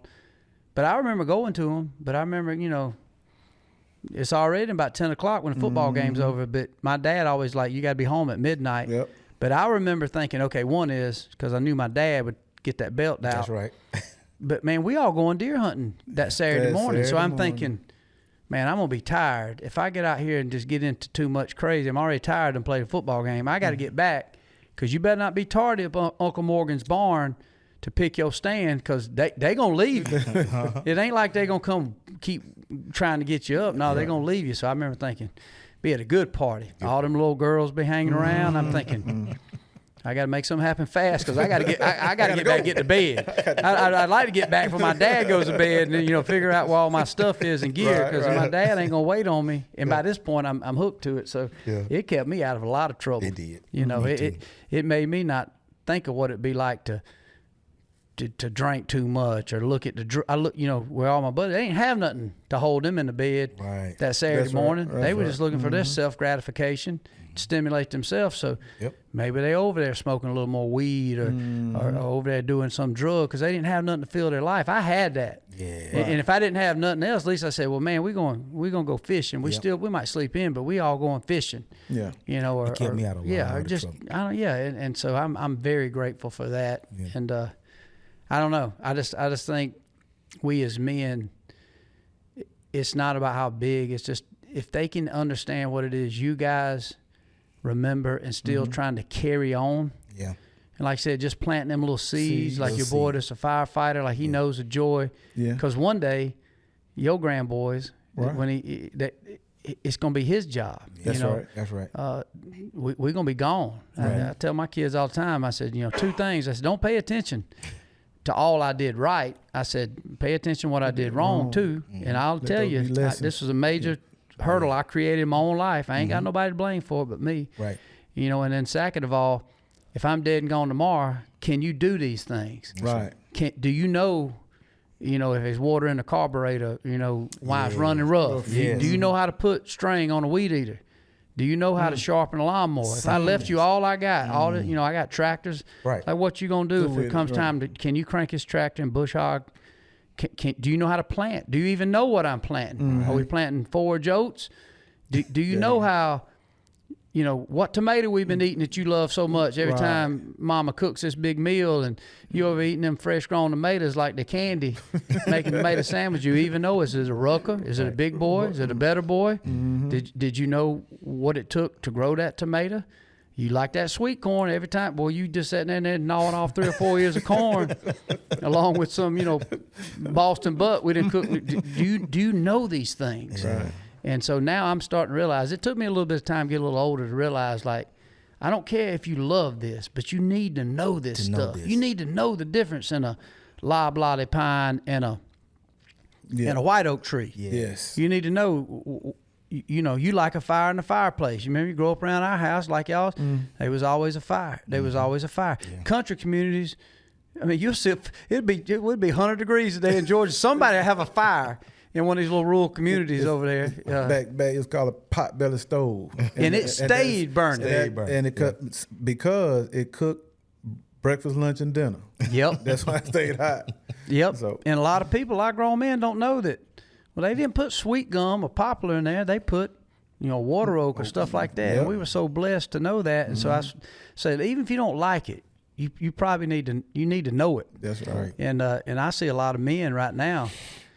Some of them can't even change a light bulb or a tire. Or tire. Or oil. Or oil, yeah. Don't even know oil's in a car. 30,000 miles and bought it something new. Like, if you change oil, like, what's that? What's that? They don't even know to go to the 5-minute quick lube. It's like, man, like that's right there. Like, man, you got to figure it out. That's why I always tell people, look, you can either be the buzzard or you can be the eagle. That's right. Yeah, I'd rather be the eagle. That's right. Any day. Any day. Fly around high, come down on the fish. There you go. I ain't sitting there waiting on somebody to run over something to eat it. I want to learn how to do it. But my baby boy used to ask me every day, he's like, Dad, you coming back? You didn't kill nothing this day. Why you going hunting? You never kill anything. I said, son, I see a lot.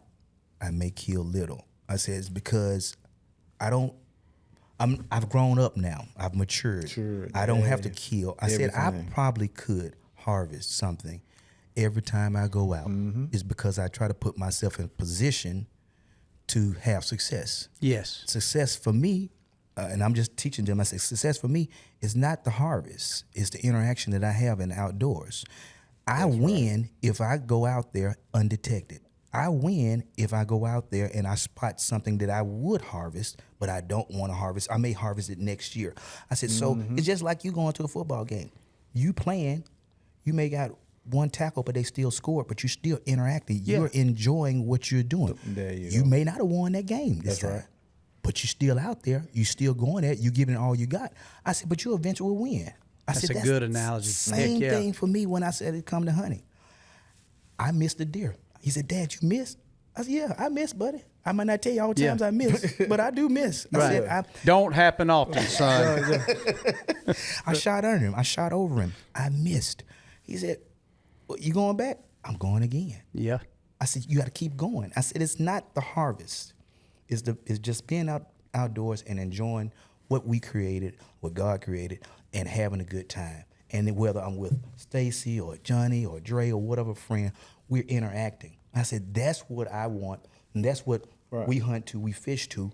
We want that interaction to come back to positive-minded individuals. Yes. It's so many negative. We're going to probably get negative off this. Oh, I'm sure. Okay? So I'm sure. Got so many positive mind. Where are they? Where are they? That's what we are looking for, positive mind individuals that have knowledge in areas that we don't, so we can grow. We hunt to, we fish to in the way we wanted to go. That's exactly right. And so we can teach the youth. Yep. Someone that's an adult like me. I got a gentleman that hunts with me. He's an attorney. Been hunting 20 years, and we ride together. He just sit here and listen. He said, man, I've learned so much from you than 20 years of you just explaining how you navigate through the woods without a flashlight. Yeah. He said, I said, yeah. I said, I feel with my hands. I said, sometimes you got to go through the woods. I said, if you got a full moon, turn the light off. Yep. Close Let your eyes. Adjust. Understand. Yes, if you get lost, I said, we can get lost. Follow the direction of the water. If the water's going right to left, you go right. There you go. I said, understand. I said, you can get lost and turn around in the woods. And those are the type of things I think we have to bring back to the people because they would never experience that type of things, right? And I don't put everything on camera. I don't. Right. You know, you can't. It's just to be out there. and enjoying it. And I wish I was more like Stacey. Stacey take a camera everywhere he go all the time out there. To document the experience. Yeah. To look back. Documents, right? Me, I'd take a camera out there. I shoot. I think, dog. I think I had to hit the button, so I have to do the recovery of it. Right. So I learned from Doc. Hey, calm down.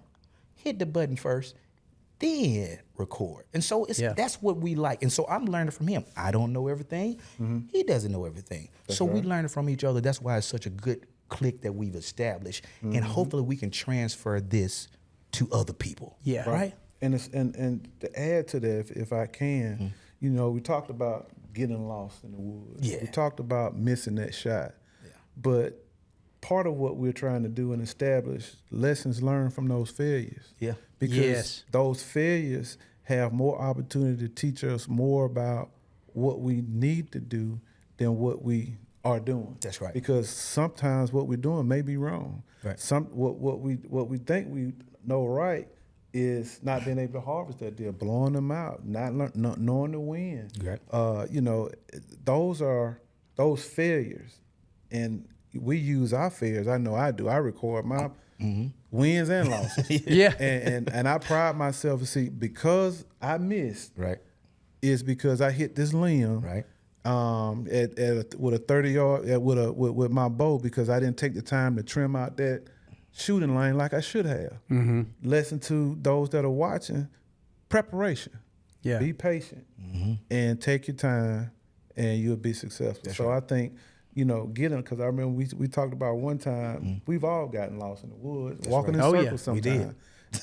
How you gonna learn if you don't get lost? How you gonna learn? So I still get lost. They still get lost. Sometimes I like it. Yeah, exactly. Yeah. So, you know, that's where we are in terms of, you know, want to bridge that gap between who our generation of hunters and that new generation who is interested or who is inquisitive, who want to know. Our wins and losses and our experiences can give them that boost, that edge to make the decision to get outdoors. Yeah. And that's why we do what we do.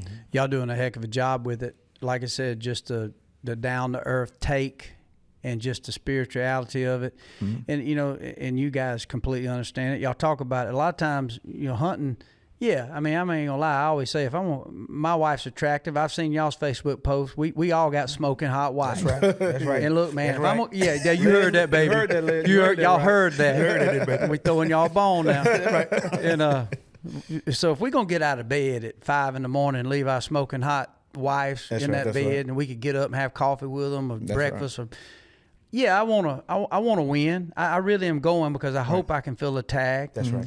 But man, I can't tell you the reflections I've had in the stand by myself. A lot of times it is me and Cohen, our production guy. But both of, I mean, we don't talk all the time. You know, that we both in our own little world, but we're in this world of the outdoors. Man, I probably spent a lot of money up there because a project will come up, or then I reflect back and I think about, you know, my kids. Like, man, I ain't talked to my youngin' in a while. I need to call that boy when I get back. Man, I ain't, you know, me and my dad, I ain't even talked to, you know, this uncle or whatever. I'm by myself, and I'm almost blessed when I don't have service in a stand. And I'll just sit there and thinking about ways to better me. It's my time. You know what I mean? I'm sitting there, and I've always said there's hardly no way to be a hunter and then not believe in God. You don't find many atheist hunters. I mean, you don't. I mean, because you're sitting up there and you're like, whoa, you know, a big old red tail come grab a gray squirrel. Like, Elon Musk didn't create that. Make a robot come do that, Elon. You know, and I'm sitting there thinking, I don't know. And I'm sitting there thinking, man, thank you, Lord. I'm reflecting. I'm bettering myself. I'm beating up on myself. I mean, how many times you sit there and beat up yourself? Like, man, I shouldn't have been telling them. Man, I spoke out of line the other day. You reflect back and be thinking, well, if you ain't got that time to yourself, you know, you're in the real estate, Doc's still in a teacher. You're sitting there, and we always so wide open, but that's the time for me. I can reflect back and I can think about things. And then what a unbelievable blessing. You're sitting there and you thinking about this stuff like, man, I got to do this. I need to take my wife to that nice dinner. I know she wants to go to that steakhouse.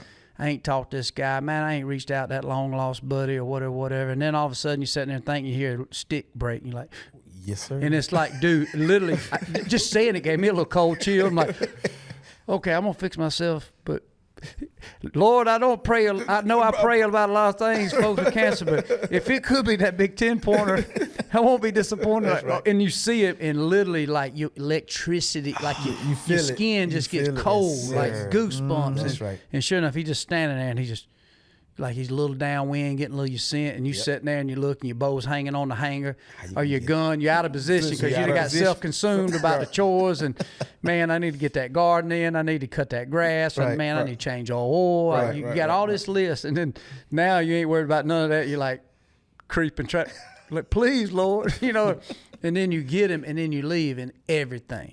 And I think a lot of people don't understand that. It's like, what an amazing day. Yes. And then a lot of times you maybe get a shot at that deer. Well, he wasn't a 10-pointer you thought it was. No. Maybe it was a 100-inch 8-pointer that you probably should have let walk. Right. But you're still happy. It was a good day. That's you right. come back, you're loving on your kids, you're kissing your wife. That's right. And you're thanking them for the opportunity they gave you to go spend 4 or 5 hours by yourself. A lot of people don't spend enough time by themselves. No, absolutely. They think they got to post, like cheeseburger. Like, man, I don't even know what you eat. Look at me, look at my bicep, man. Like, man, I don't care. Come on. I am truly thankful for my wife, but I have 3 boys, and she knows that my passion is hunting. That's my outlet. She knows you love it. She knows I love. She knew what she signed up for when we before we got married. How I would pretty much drop everything and go hunting because that was my outlet. That was my escape from everything that calms me down. Other than her, calms me down. That's right.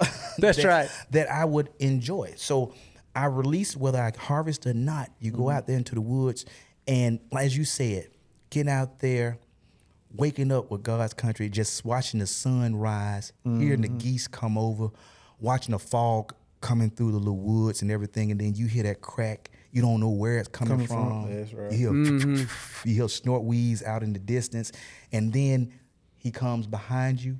The wind is right. This actual took place. This actually took place. He comes behind you. He circles and he pees in the mock scrape that you created. Ooh, yeah. And 20 yards broadside. Harvest. I mean, I'm like a little baby. I'm like, I got to thinking like, hey, thank you, Lord, for being able to. Yes. And so it's not like I did this. No, I didn't do this. Yeah. He created this for me. And I'm so thankful for the opportunity. And then I get I want to go back and hug on my wife and kids. Hey, I appreciate y'all for letting me escape for those few hours. That's exactly right. I ain't down here at the honky tonk. Nope. I'm not out in the streets partying. In the streets. Yeah. Smoking. I'm not. No. Nope. I'm out here by myself a lot of the times. Doc normally hunts by himself, but we'll get together. But it's just out there. Those 4 or 5 hours or a whole day, not all week, but just a whole day, and you forget about some of the stress, the mistakes you made, and you're just thankful for being alive. Amen to that. Yeah. And my wife, she'll tell you, the next day or that following week, I'm a better person. Me too. I agree with that. My attitude is different, or my presence is different. My disposition is different, simply because that time spent, like you mentioned, that reflection. We all need reflection. Yes. We need to think about some things that went wrong and how we can navigate those tough conversations that we had at work or with our wives or with our children. How can we make that better? And that time spent can give us that answer if we truly want to make it better. So absolutely. Reflection is so important. And I think the outdoors and spending those long sits in those stands, in those shooting houses, gives you that opportunity because I'm a true testament, and my wife will tell you, because of being in this outdoor space, the person that I am today is very different than the person yesterday when she first met me 15 years ago. Yeah, and she'll be first to tell you, when I first met him, I didn't know certain things. Yeah, but now I can see the change, and I appreciate the time what he does for his reset. I appreciate the things he does for his self-medication. And I can only attribute that to being outdoors. Amen. I agree. Matter of fact, I don't know if y'all seen it yet. There's a series. I think Taylor Sheridan wrote it. You know, he did Yellowstone, Landman. But there's one called The Madison. The Madison. If you see, man, that hit home with me. Did you watch that, Doc? I did. I watched me on my walk. I had a buddy tell me, and it kind of started a little slow. And then once it got to going, man, what a message. And I related to that. Like, she kind of, the wife found out, and she missed a lot. Even somebody listening, or if you ain't seen it, Lou, I promise you, even you and your wife watch it. It's like it's G-rated. I mean, I can't remember. There might be a few cuss words, but it's like, wow, like a deep think. These guys were trout fishing. He was living in New York City, and she could never understand like why we got New York City. I mean, we got Starbucks, we got.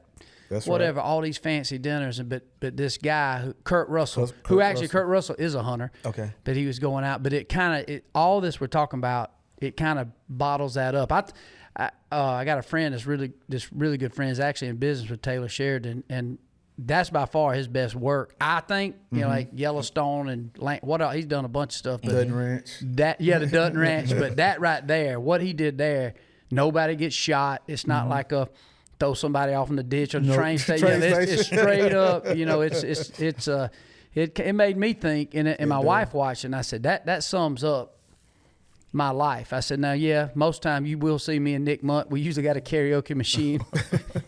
We trying to rap Young MC over here, you know, but you know, or sing a Leonard Skinner song. Right.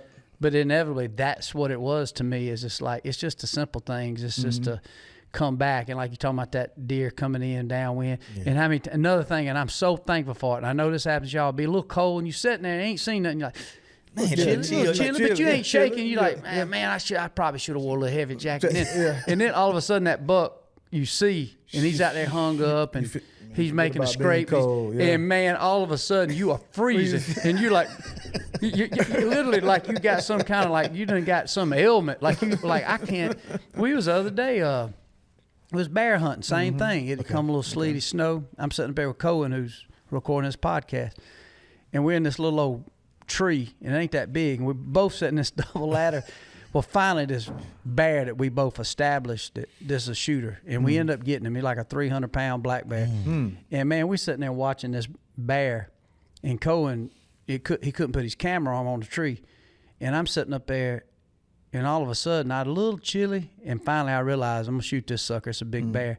But once I knew the switch was on, like I'm about to break this Hoyt down and see if I can make his air hit where I want, I was shaking. He said, man, you got to quit shaking, man, shaking the whole tree. And I'm like, man, shut up. I'm trying. And I'm thinking, I've been doing this since I was a kid, and I've shot a lot of nice animals. Right. But I was sitting there, even in the moment, trying to calm myself down, to not shake, for him to video steady, and for me not to just shoot air somewhere off into Alberta wilderness.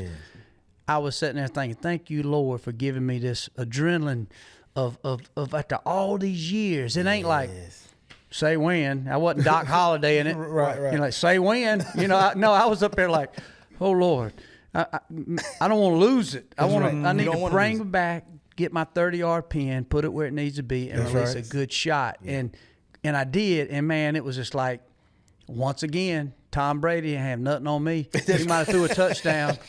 I'm like, it ain't fake. Like, yes, sir. That's right. Get you some of that. If I could have got a football, I'd have spiked it. I'd have did the icky shuffle in the end zone.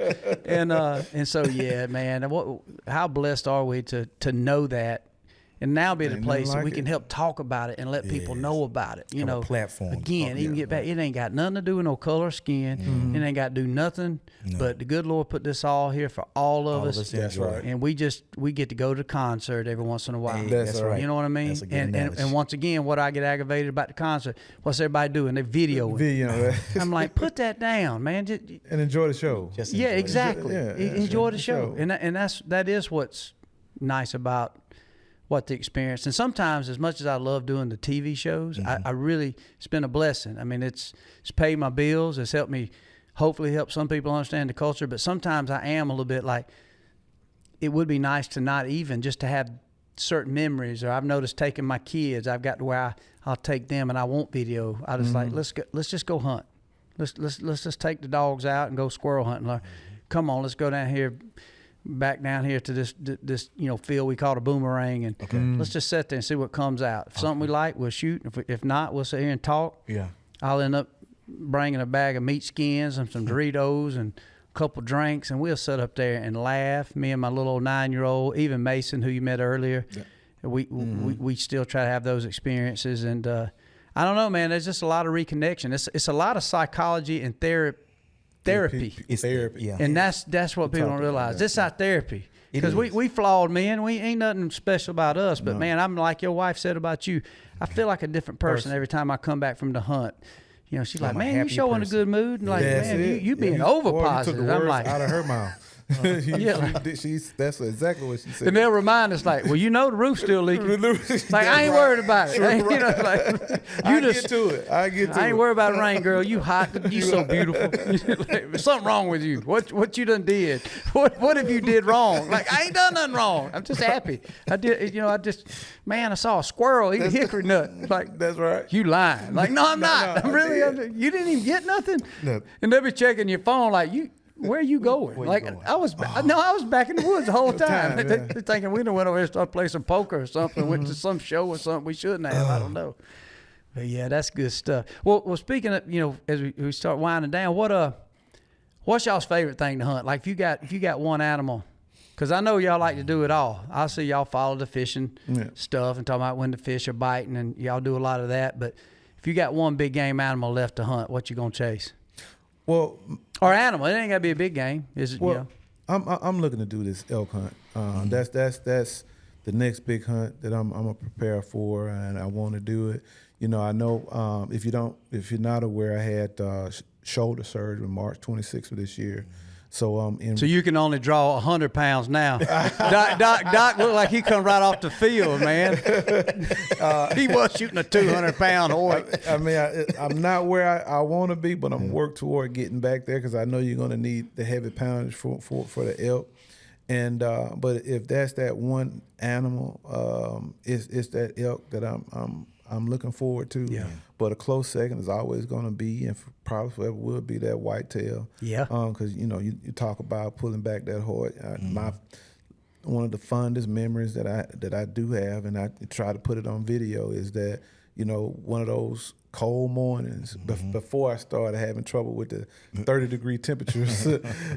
Sitting there. All of us from the South struggle with that. Wind in your face, that pine tree swaying with the wind.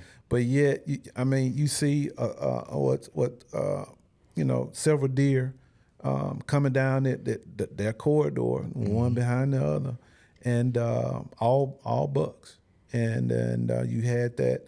You saw the interaction between the three, having dominance over the other as far as getting the acorn or at the corn at the time. One let the older mature deer eat first. And that clued me into knowing, well, that's the one I need to target. And that Venom Pro 33, which is still probably my favorite bow of all time. Yeah.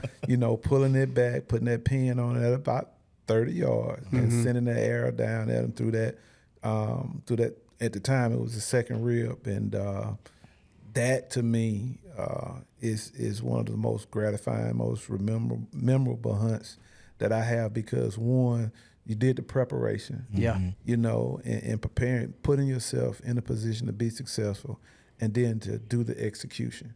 Yeah. All of which I was able to capture, and then I could take that to use as a tool to teach and instruct those who may be interested or looking forward to becoming a bow hunter. I love it. Yeah. You make a shot like that's when you stand up there and all of a sudden you start talking in an English accent like you Robin Hood. I am Doc Robin Longstride of Lockley. I cannot hunt the king's property. That's right. I shall get home and get a goblet because we have backstrap. Like I said, it's scoring a touchdown, man. It's like scoring a touchdown. It is. Because like I said, same feeling. I take it because you're a big, strong man. I take it you probably played line or linebacker or something. Defensive end, linebacker. Defensive end, I was going to say. So, I was a little bigger in high school, and so for me, we didn't get to score a lot of touchdowns. Right. We wasn't the tailback that's right. They got to do the icky shuffle. We were trying to keep that guy from doing it or help the guy get there, you know. So, for me, hunting, man, that's my touchdown. That's me getting a dive across the end zone and knowing I scored the 6 points, So, And one for me, I was able to to harvest one. I wanted a red stag, and so happened to go to Argentina. Was fortunate enough to go to Argentina and harvest a red stag and a black buck, and that was one. And the second one was an elk. In the Argentina, when you practice, like we said, you practice trying to harvest the animal, not knowing how far they're gonna come out, watching you shooting at 70, 80 yards, and I'm like, can I do that? Yeah. So I start practicing. Okay, you can. Then you can, know? yeah. And then my friends TL and a couple other guys, Jimmy, was showing me how to practice long distance to shoot. Mm-hmm. And so I went over to Argentina. That's the farthest shot I've harvest. Shot a red stag coming out a little hilltop, 70 yards. That's Pope. Listen. Yeah. Listen. You saw the arrow and it popped. I said, Like, what? I hit him. There was a feeling that you just can't get. That was one of the longest distance and then to harvest a black buck, I missed at 40 yards and shot him at 75 yards, quartering away. You just gave him a chance. You gave him a sport chance. Yeah. I meant to do that. That's where we went back to the tailgate with our daddies and stuff. Man, I didn't want to get him at 40. The man was so excited that I shot him at 75 yards. He jumped out the truck and left the truck and drive. And he said, Did he really? You got it, you got it. I said, your truck. He started running. Truck's going down the hill. And to harvest that was a life dream that I completed. And then I was not successful in Montana trying to harvest a elk. It was 2020, and it was when that fire smoke was coming through the mountains. That's choking the elk out, and it was choking me out because we was up at 10,000 feet and never experienced it, thinking I'm in shape. And now I got the opportunity to go harvest a elk. I take off running. And my body said, you take one more step, you may go to heaven. Because I was like, ooh. Pulling a Fred Sanford. I'm coming to see you. I like, listen, I don't know what's happening to my chest. He said, man, come on, we got to go. And to experience, hear them, interact with them in September, just like turkey hunting, something that you can, you going. We got to go. I hadn't been on. I want to go. Was it... The culture, was it a similar experience as Africa from a standpoint, or was it in far as some of the areas where you see kind of like the poverty? Yeah. Part? Yes, because that's what we went through to get to the animals. The way that we were treated was nice. Our clothes, same way. Probably the same way. The people were very nice. Food was good. We wanted to make sure whatever we harvest that we ate some of it, right? We wanted it. So they prepared in different steaks and different parts of the red stag and black buck. They made some type of biscuit. Very well known, a chef that was out there. But a little different what we'd eat back home. Different. Yeah. A little different. And so to have that experience, that was one. And then elk. I really want to get me an elk. I've been to the top of the mountains and down, and to see something that big to disappear that fast, and you don't know where. 40 yards. I had a 40-yard, but he was in too much thicket. And when I went over there, we didn't see where he went. I was like, how something this big can disappear that quick? Yeah. So those are my two. Yeah, them elk, man. That's one animal. If you bow hunt them, you will lose your religion somewhere on the mountain along the way when you can't breathe. And like I said, you can actually, whatever you do down here in, say, Georgia, y'all in Alabama, you can run around, kind of get in shape. Like I was telling you, me and David Blank used to go play basketball a lot just to get but, man, you get at 10,000 feet, you can't breathe. It takes you 2 or 3 days just to get acclimated to your lungs, because you know you're in trouble when you get out, when you start just walking into the lodge. You're like, how you doing? Man, this was flat. I was on the deck, Wow. Hey, y'all about to have a heart attack? Because I think I'm about to have a heart attack. Remember, I was laughing Fred Sanford. I'm coming to see you. Coming to see you. Yeah, I felt that way too the first time. In New Zealand, it was cool, and I got to breathing hard, and we was in the mountains. Okay. And I didn't say it because I was thinking to myself, this altitude got me. And he said, and then Victor, our guide, turned to me and said, yeah, it's just, these mountains are very steep. And I was waiting for him to add an altitude. He said, but the good news is we're only like, 200 feet above sea level. And I'm like, okay, I suck, because so it wasn't altitude. It was just a sheer mass of going up through them mountains, and when they were saying, look, I knew he was in trouble when he said, when we get up on these mountains, he said, just grab the grass. That grass will not pull out of the mountain. I said, whoa. I didn't know I was coming to New Zealand to be grab grass. And I didn't come over here to grab grass. So, you're literally, it's so straight up. You're pulling, right. You're getting the handles or finally he had some little carbon, like little ski poles. Yeah. Where we could, use your shoulders and your legs. And I'm like, man, but we was up there hunting them tar and then we hunted the stag. And, yes. But God, how blessed are we that we got to experience some of that stuff, man? We are truly blessed. Truly blessed. Truly blessed. Well, I got some questions. This is completely off the subject for hunting, but we established we're close to the same age. And so some things people might want to hear because, I know our friends, family, a lot of people watch this stuff, but in today's world of certain things we like, we'll start with music. Who do you got to pick? We going back to camp. We celebrate. Is it Tupac or Run DMC? Dude, it ain't gonna be. I knew that ain't a softball question. That's hard, ain't it? I'm gonna go with Tupac. Got to keep your head up. Yeah, gotta keep your head up. Got to keep. Yeah. I think Tupac. All right. Jamming. Are we cranking up some Waylon Jennings or Morgan Wallen? Ooh, Waylon. Yep. Waylon. You Waylon? Waylon. Yeah, probably. Yeah, and I had met Morgan. I know he's a hunter. Older, he's cool. I know he's a hunter. Yeah. And I don't even know if Waylon did hunt, but yeah, it's just a nostalgia, of it, or what do you do? Mm-hmm. Taylor Swift or Salt and Pepper? Salt and pepper. Me too. Me too. Yeah. Salt and pepper. Salt and pepper. Pepper. I got a chance to meet Pepper at the Kentucky Derby 2 years ago. She was with Kid Rock, and she was sitting there, and bro, I freaked out. I'd met Kid Rock before, and man, I freaked out. Like I'm like, this is all my home, man, and I didn't know what to say to her. Right. And she laughed, and they were sitting at a little table. Kid Rock comes.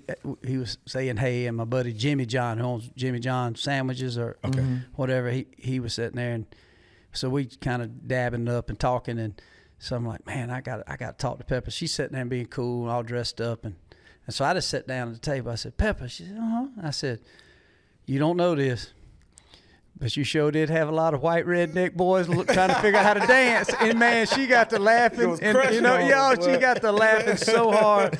And I said, I just want to thank you. I said, I learned later that I never could dance good, but you made me feel like I could. And she said, that's what we was doing it for, baby. That's what. She was so sweet and cool, and so yeah. But I always argue this with my kids. I'm always talking about the old stuff versus the new, and that's just part of the old head and us of going back and cranking up music and stuff like that.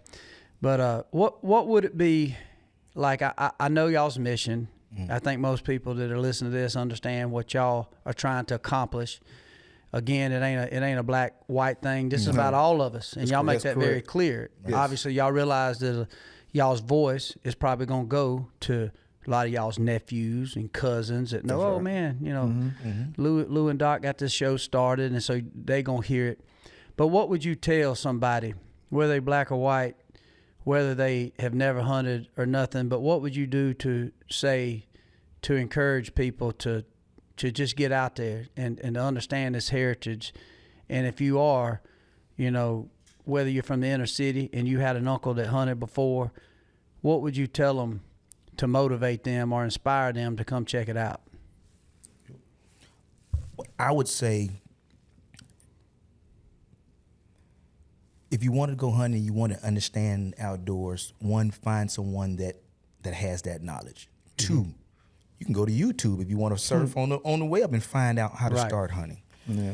Three is it's a great outlet, escape pattern for those who want to hunt. And understanding, don't take a weapon, don't go out there, observe nature, listen to the different birds, leave your phone in the car for about 30 minutes and see if you can tell the different sounds of birds and crickets, grasshoppers, or what you're hearing out there in the woods, understanding, different moon phases, just paying attention to the outdoors. It's not so much as the harvest, it's understanding what's going out. That's right. What's taking place outdoors. And then ask questions. I mean, I know people don't want to give up their hunting spots, but they will teach you what they know about hunting. You just got to ask them, right? Yep. Go to different Bass Pro Shops or your local archery places and ask them about hunting and how to get started. And then find something or animal that you are interested in hunting. See when the season take place. Go to the state, local, as we have Outdoor Alabama. We go to our site and we can see the different time frames that seasons start.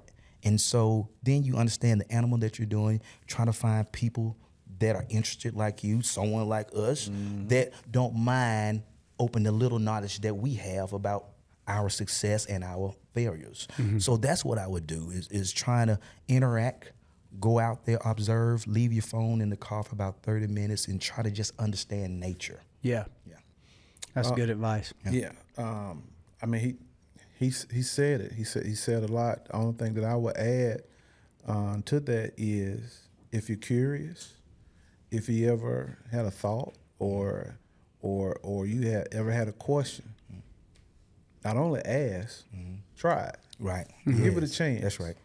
If you are in a place in your life where you don't know where to turn, or you having some struggles, or you having some doubt, yes, or you need some help in terms of giving you a sense of purpose or direction, give the outdoor space an opportunity to help give you a compass, if not a moral compass, a spiritual one, one that will allow you to become refocused and to understand not only what your purpose is, but give you the motivation to execute that purpose. And because hunting, the outdoors and hunting can do for you or for those that are asking what it has done for me. So that is what I would say, or that's what I would offer anyone that's looking to get into the outdoors. That's really good advice, and that goes for anybody. Is there anything you would say if, let's just say, there's a young black man listening to this, it's like, man, I kind of want to go over that World Deer Expo in Birmingham, but I don't know, because everybody always talks about this and that, but every time I look, my buddy Kenny's over there, Michael, obviously you guys go to these shows. What would you tell somebody of color that says, hey man, get up and go? Have y'all ever felt like y'all been treated unfair if y'all showed up to places like that and just to come celebrate the outdoors? Go.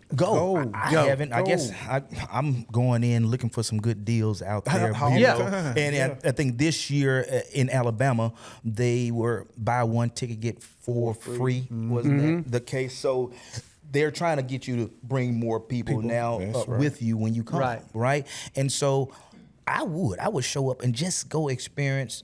You can have, everybody that's going there, most of them are hunters, right? But then you have some that's bringing their family for the different little shows and that's taking place and the archery tournaments that's taking place. But go there and look at the deer heads that are on their display. The display, looking at the different scores of the scores and where they were killed from, what dates they were killed from, and and if you find someone back there that's by the deer, talk to them. Ask the stories, find out how they killed them, what they killed them with, and ask the question, if I wanted to start hunting, what would be the first thing that you suggested I do? And I'm pretty sure you're going to get similar answers from people, but it's going to be a little off because everyone has their own little niche when it comes to hunting, right? And I would just like to say this too, Doc, when Doc said it's mental health for me, right? It's my escape. It's for me, of all the stress, real estate and other flips and other parts of real estate I'm involved in, a lot of real estate, that getting away from all the noise. Absolutely. That mental health break is what I need. And so to get that, it's that that I don't hear the phone and just that no cars running. I'm just sitting. I can take a nap with my safety harness on. Yep. Take a nap. And wake up Absolutely. and just be thankful. So that, if I can tell them, getting started, just to get that breakaway, that mental health break that you need, try it. And find someone, like you said, go to the expo. You're right. And talk to everyone. Everybody, some people are going to be dry. You know, they're there to sell something, whatever. That's expected. That's right. But go with an open mind. Yes. Go. Yeah. Don't be apprehensive. Don't be afraid because actually there's nothing to be afraid of. But the truth of the matter is, go so you can understand or feel the vibe that's surrounding a Deer Expo or ATA. Yeah. That way you can understand the culture. And I think the culture is one thing that is misunderstood. Most people are unsure or afraid of what they don't know. Yeah, I agree. Because I agree. by you not going, you had this fear factor that's keeping you from going. But if you immerse yourself into the culture by attending, you will see, you will learn, you'll start to experience what it is to be an outdoorsman, what it is to be a hunter, what it is to share the same space with like-minded individuals. And you might have an opportunity to meet someone that'll take you hunting. That's right. Or you might bump into a Mike Waddell. You know, those that are in the same industry as you are, and who would have an open arms to those that are curious and ask questions. So to anyone that is thought about going, go.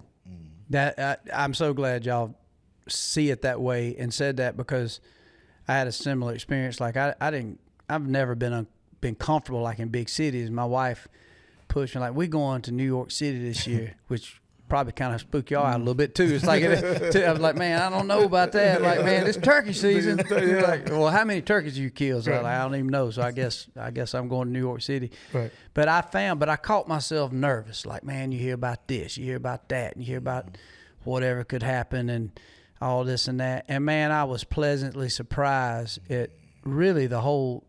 Now I was ready to go after 4 days. Now I can tell you, I was ready to get on back. It was just too loud, too busy.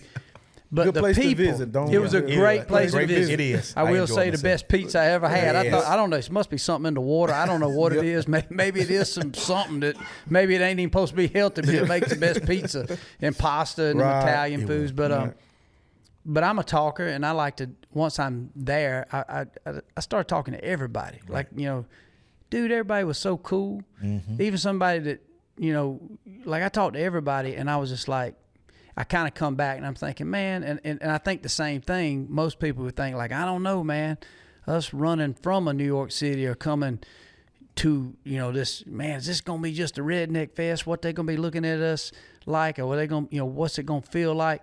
And I think what you'll find, just like I found New York City, you find a lot of love and respect. Yeah. I'm not going to say you're going to have the oddball that looks at you like, I know what he's looking at me.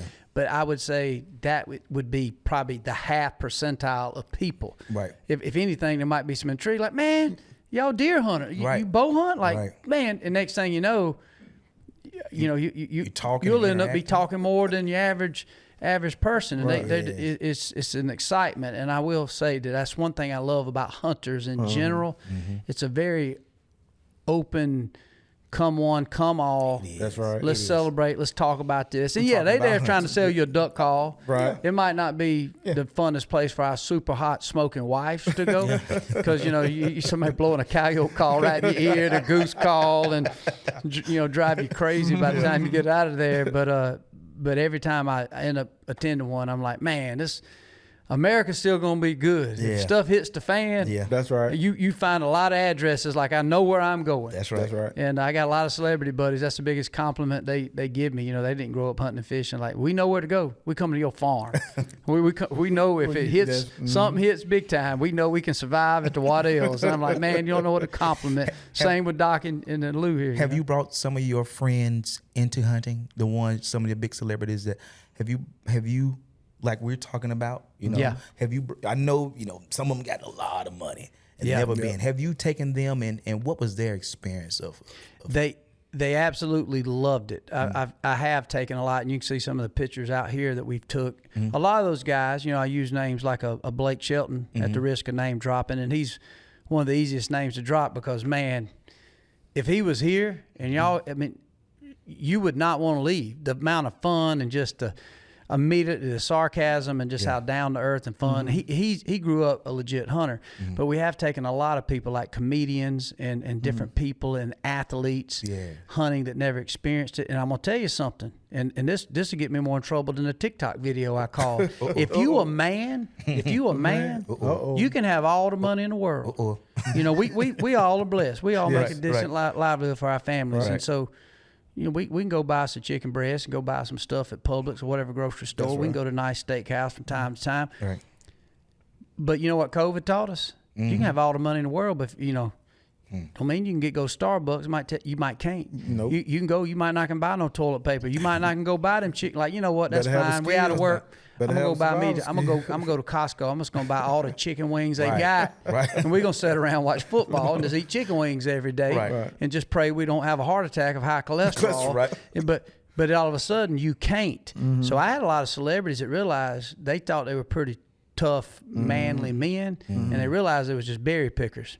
They realized that they don't know nothing about how to clean a rabbit. They don't know nothing about how to eat a squirrel. They don't know nothing about backstrap. They don't know nothing about the difference in skinning out a channel cat or a flathead or filleting them, or you got to scale a brim, or you can still fillet them. They knew nothing about nothing. How do you cook them? I mean, I've always had fried catfish, but what do y'all do? And I saw a lot of these big, rich celebrity people swallow their pride, and there was a part of them that realized, wait a minute, I'm a man, but am I really a man? If I didn't have the money that I have, that I can buy my wife this Mercedes, or I got this nice house, but what if the electricity goes off? What if I don't have the money to say we're going down here to the finest little Italian restaurant to feed them every night that they could afford, or get Grubhub bring them some groceries, or Domino's pizza. What you gonna do? Well, when I say that scenario with us, you know, in the financial world that you work in, we can go do those things. But you know what? Might be just a more exciting thing is like, all right, I'm even better off. I ain't so sure. I tell the story all the time. I ain't so sure that losing some of those luxuries won't bring us as friends and family closer together. Where those guys would be jumping, they'd be jumping out of buildings. Remember they had that blackout in New York City with lost electricity? People suicide rates was high as they ever been, losing electricity. I mean, you lose electricity around here, I'm like, don't leave. We about to have some fun. We're going to hunt and fish, and we're going to build the biggest fires. We're going to be out there 3rd-degree weather. We might be dressed with jackets on. We're going to be telling stories. We're going to be hunting the next morning. And I promise you, we will not lose 1 pound of girth that we probably should. We probably get fatter. And we ain't had to go to the grocery store. As long as there's some cornmeal in the cupboard, as long as there's some flour, some salt and pepper, maybe still got a little of that left over. The old stale cracker sent me, that old Cajun 2-step. We might be eating turtle, squirrel, but we know that stuff, and it kind of gets back to that what we all inevitably want everybody to know. This is not a culture for white people. It's not a culture for black people or Asians or Mexicans. The good Lord put this all. It's for everybody. It's a substance as far as all for mental health that y'all talk about, and also to feed your family. And so, that part alone, Lou, gave me an opportunity to kind of mentor and take some of these celebrities and these people that reality, they had it all. But all of a sudden, the COVID part scared them. They can't go play a show. And guess what? You can have all the money unless you got a stockpile of it. They ain't got meat in the freezer. And guess what I had? I had 3 chest freezers full of meat. You know, it might gross some of their wives out when I start thawing it. Like, what's that? Like, just trust me. Sound like one of them old Cajun buddies out. Just trust me. You'll like it. You know, like, don't ask no questions. And so that part of it, and I think that's when you have the foundation of the outdoors, you understand it, you understand good Lord's renewable resources. It's just a simple yet mystical thing that I think we are so blessed to understand. And it's not always about, I got a 180 or 200-inch deer. That's right. And right now we can hunt for that. We certainly eat a lot of wild game. We don't have to depend on it every day. Like, I could go back, we could eat elk steak tonight, but no, we're going to eat a ribeye. I mean, we're probably going to eat a ribeye and see what the special is. And y'all wouldn't be disappointed if we went back to my house and cooked up a bunch of wild game. No. We'd be tickled to death. We'd have a good Absolutely time. not. Absolutely. We'd have a great time. That's right. But the point of the matter is, it's nice to know I know this and what I could do. That's right. Now, there could come a time that's all we got. There you go. You know, and you know, might not be no toilet paper. We know just stay away from poison oak. we know about chiggers and ticks. Yeah. You know, these guys be walking around in flip flops. Why's my legs itching all the time? Like, I know you're in a bunch of movies. Ain't none of that gonna help you no more. Yeah, so, Ain't no props out here, man. Ain't no props. Ain't no stunt men. No, yeah, that's right. Yeah, that's a water moccasin. Don't play with that Don't play with snake. that. That's not an earthworm. Yeah, exactly. And so, what a blessing, and what a. I mean, we're so blessed to do this. And where can people tune in to? I tell people where they can tune in to catch y'all's podcast. At on YouTube at WeHunt2, WeFish2, Mondays at 7 p.m. 7 p.m. Y'all do a weekly drop. A weekly drop. A weekly on drop. Mondays. Yeah. And I know y'all got Facebook accounts. I follow y'all both on Facebook. Thank you. It's Lou Hill, and then you. Dr. Stacey Gill. Dr. Stacey Gill. I was going to say. WeHunt2, WeFish2, both on TikTok and IG, Instagram. Right on. Yes, sir. Well, it's about time. Speaking of getting a good biscuit, something to eat, we ain't ate nothing all day, so we got to find us a snack before we go to steak. And then Michael Carter, he coming here talking smack. He want to shoot bows with me. Carter, come in here selling them whoop tickets. I'm ready to see this competition. I'm gonna tell you. I'm gonna be honest with you. I'm gonna admit. You know, Lou and I talked about this. He said, "Well, what are you gonna do? You gonna bring your bow?" He said, "Oh, I don't know." And he gonna bring your bow. He said, "Man, you know, I just had surgery. I wanted to bring my bow. We both. He has the. I have the RX-7. He has the RX-9. RX-9. And I was a Matthews guy for a long time. Right. I converted him. Y'all converted over to the. I converted him. He converted. And we wanted to sling a few. I pulled it back and I turned that bow to the sideways. I said, "Ain't no way this bow pull back this smooth." But the reason why I switched over to, because it's them cold days. Mm-hmm. Cold days. I know I'm dropping names, but that Matthew was cold in my hand. That aluminum riser versus that carbon riser. Carbon riser.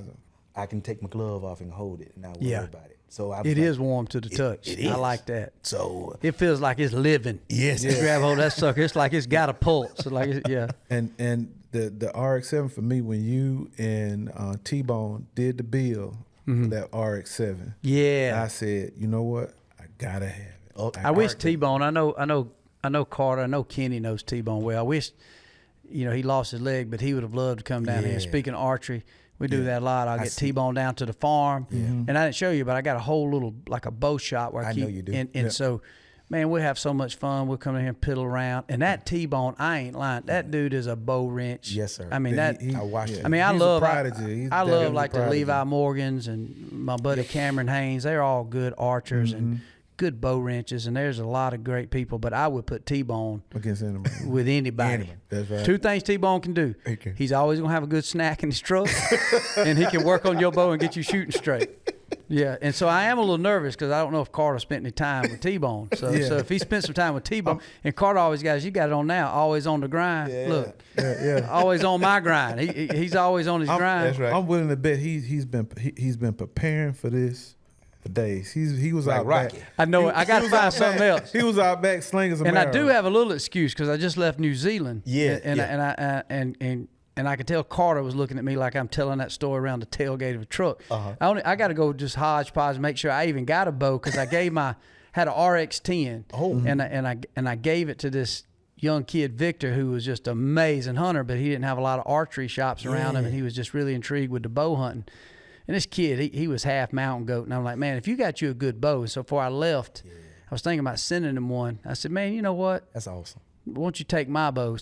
But I'll have to piecemeal one together. So now I can put the pressure back on Kenny because it might be a bow I put together. But we got dirt bikes, we got fun, and then Kenny's here with us. So ain't no telling, man. My wife would be coming in there and probably getting on to us. We'd be acting like a bunch of 12-year-olds at the house before we get out of here. But I can't thank you guys. I know y'all come a long way. Well, thank you. I really appreciate it. It's been a great get to know you guys. Appreciate y'all got a hell of a spirit. Y'all are men. You know what? In the day, everybody, Look, I know a lot of people get confused over what a man and woman is. Even some men think they're women, some women think they're men. But in the world of the way I see a man, you guys will always be welcome around my camp. Y'all are men. Y'all men of faith. Yeah. Y'all say it like it is. Y'all know what's right. You know what's wrong.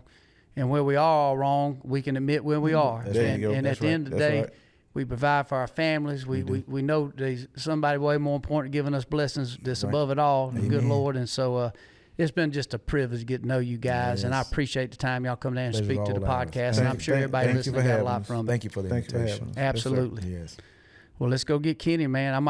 Maybe I bet him his shirt. He got to give me "I'm on the grind" shirt. Yeah. I get to say I'm on the grind. Hopefully we can make a car to say "Roll Tide." Roll Tide. That's right. That's right. Man, my wife, she graduated Auburn, so she oh my goodness, and she got to meet Bo Jackson a few times, and man.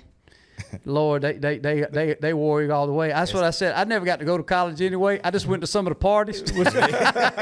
So I'm a kind of in the middle. But we appreciate Mike Carter for just being able to kind of put this together. He's been on his grind for a lot. He always did what he said he was going to do. Yeah, he's a man of his word. Man of his word. Man of integrity. So we really appreciate him, putting this together. So it's a blessing to know him. Yes. I appreciate that too. Great part of both the Michael team. Carter and Kenny. Thank you, Michael Carter. Yeah, absolutely. Yeah. And it's amazing how, for me, even at the criticism I got, how we talked about that message I put, I'm so thankful that I did, because even when Carter called me, Kenny, I could tell that little bit that was like, I hear you. Yeah. You're right. But let me tell you something. Right. We grinding. Here is our roadblocks. Here is what we up against. Right. But at the end of the day, cracking the door, we'll go out there and push it on in. And so hopefully this is the start of something of a big movement, because I just think I just know, and like I said, just getting back to it to remind people, and even the critics that might watch this or see what we're doing. Mm-hmm. One thing we didn't talk about, a lot of times people, and I grew up similar, didn't have a lot. I forget to mention this, but there's a lot of times culturally, it happens in the black community and the white community, and I'm sure it happens across other communities. Correct. To where something happens where you got a movement going or you find a success, people will start throwing criticism, and it don't even fit. It's just the fact that maybe, what's these guys doing? They think they somebody special. They're over there speaking to Waddell, or, well, what's he doing? Is he just trying to make money, off the black community? It has nothing to do with any of that from both our perspectives. Absolutely. It's just that we understand that these good Lord renewable resources are for all of us. That's right. And I know that we grew up, most people did. It was weird when somebody didn't hunt and fish. Right. It was more odd. I mean, I never met a vegan until I started. I mean, I ain't like, man, dang sure ain't ever dated no vegan woman. I want a woman to eat some meat and potatoes. I don't want no little skinny, wafy looking, pale looking woman. I want a woman, And so at the end of the day, this really, even though people try to put race with it, it really don't have anything to do with it other than I truly believe at the hunting shows there needs to be more presence and understand the welcomeness, and understand that even if you ain't hunted a long time, you had a granddaddy that did. That's right. You might have moved out of Utah, Alabama because you was ready for bigger things. Maybe you moved to the bigger city. Maybe you moved to Atlanta, Georgia, and you've been up there taking advantage of the services we have and Starbucks right down the road. But your roots, most of our roots, not everybody, but most of our roots just try to better ourselves financially or whatever, or to have a car that crunk every time we hit the key, or a house that we wasn't working on all the time. Right. We had somebody in our life that was ruled, that taught us these things, and I think culturally we need to do a better job of picking people up and understanding, rather than be offended by something you think, whether it's y'all maybe getting ahead or me getting ahead. I mean, I had so many people in my own community. My biggest critics was not in Harrisburg, Pennsylvania, or somewhere out in west at some country talking guy from Georgia's hunting elk out west. It was people in my own backyard. Be the one closest to you. I talking about the Bible. Jesus was a hero everywhere but his hometown. And so I guess it just goes with the way it is. But when we're trying to do good and we're trying to bring people together, throw criticism, but if you know our heart, it's nothing to do more than it's all of us. Help everyone, educate, motivate, and see if we can get people that doesn't have the knowledge of hunting to go out. And if, you know, yes, we know critics. Well, we're going to still separate ourselves from the critics. And we're going to keep moving because we know, like, you know, Carter. We're going to pray for them. We're going to pray for them. We're going to pray for them. That's right. Keep on moving. We're going to keep on moving because I know we know. I always have thought this, whether it's politics, whether it's whatever problems we got, if somehow everybody's around a campfire or we all talking and communicate more, if there is a conspiracy where the government's out there to divide us, which sometimes I really believe is true, I really do. I really do believe on both sides of the aisle, both Republican and Democrat or whatever is out there. Thank God we're not in Zimbabwe. We can talk about this in America. But I always have this dream that, like, if we're all together, even if we don't agree politically in some cases, once again, not a black-white thing, but if you can come to the common ground of what we all, the basic principles, bro, this is unstoppable. Unstoppable. Right. America is such an amazing place, and you start realizing that most people are good, and there's some true evil people out there. And you know what? God's gonna deal with them. That's right. We'll deal with them first if they break in on us tonight. That's right. They done messed up. If they come to the farm tonight causing some problems, it's like, man, you in trouble. Give their soul to God, but they between me and my guest, son, you better hope the rapture comes before we come up on you. But at the end of the day, man, there's so much that brings us together. There's so much that we have in common that separate us all, in my opinion. And this is just an opportunity that we could talk about a lot of these things and outdoors, hunting and fishing, and from collard greens, fried chicken to being alone in the woods and relaxing. And so I just appreciate what you men stand for. And thank y'all for taking time to talk to us, man. I've enjoyed it. Thank you, sir. For the appreciate it. Y'all follow these guys, man. Subscribe to the YouTube. We hunt too, we fish too. You won't be disappointed.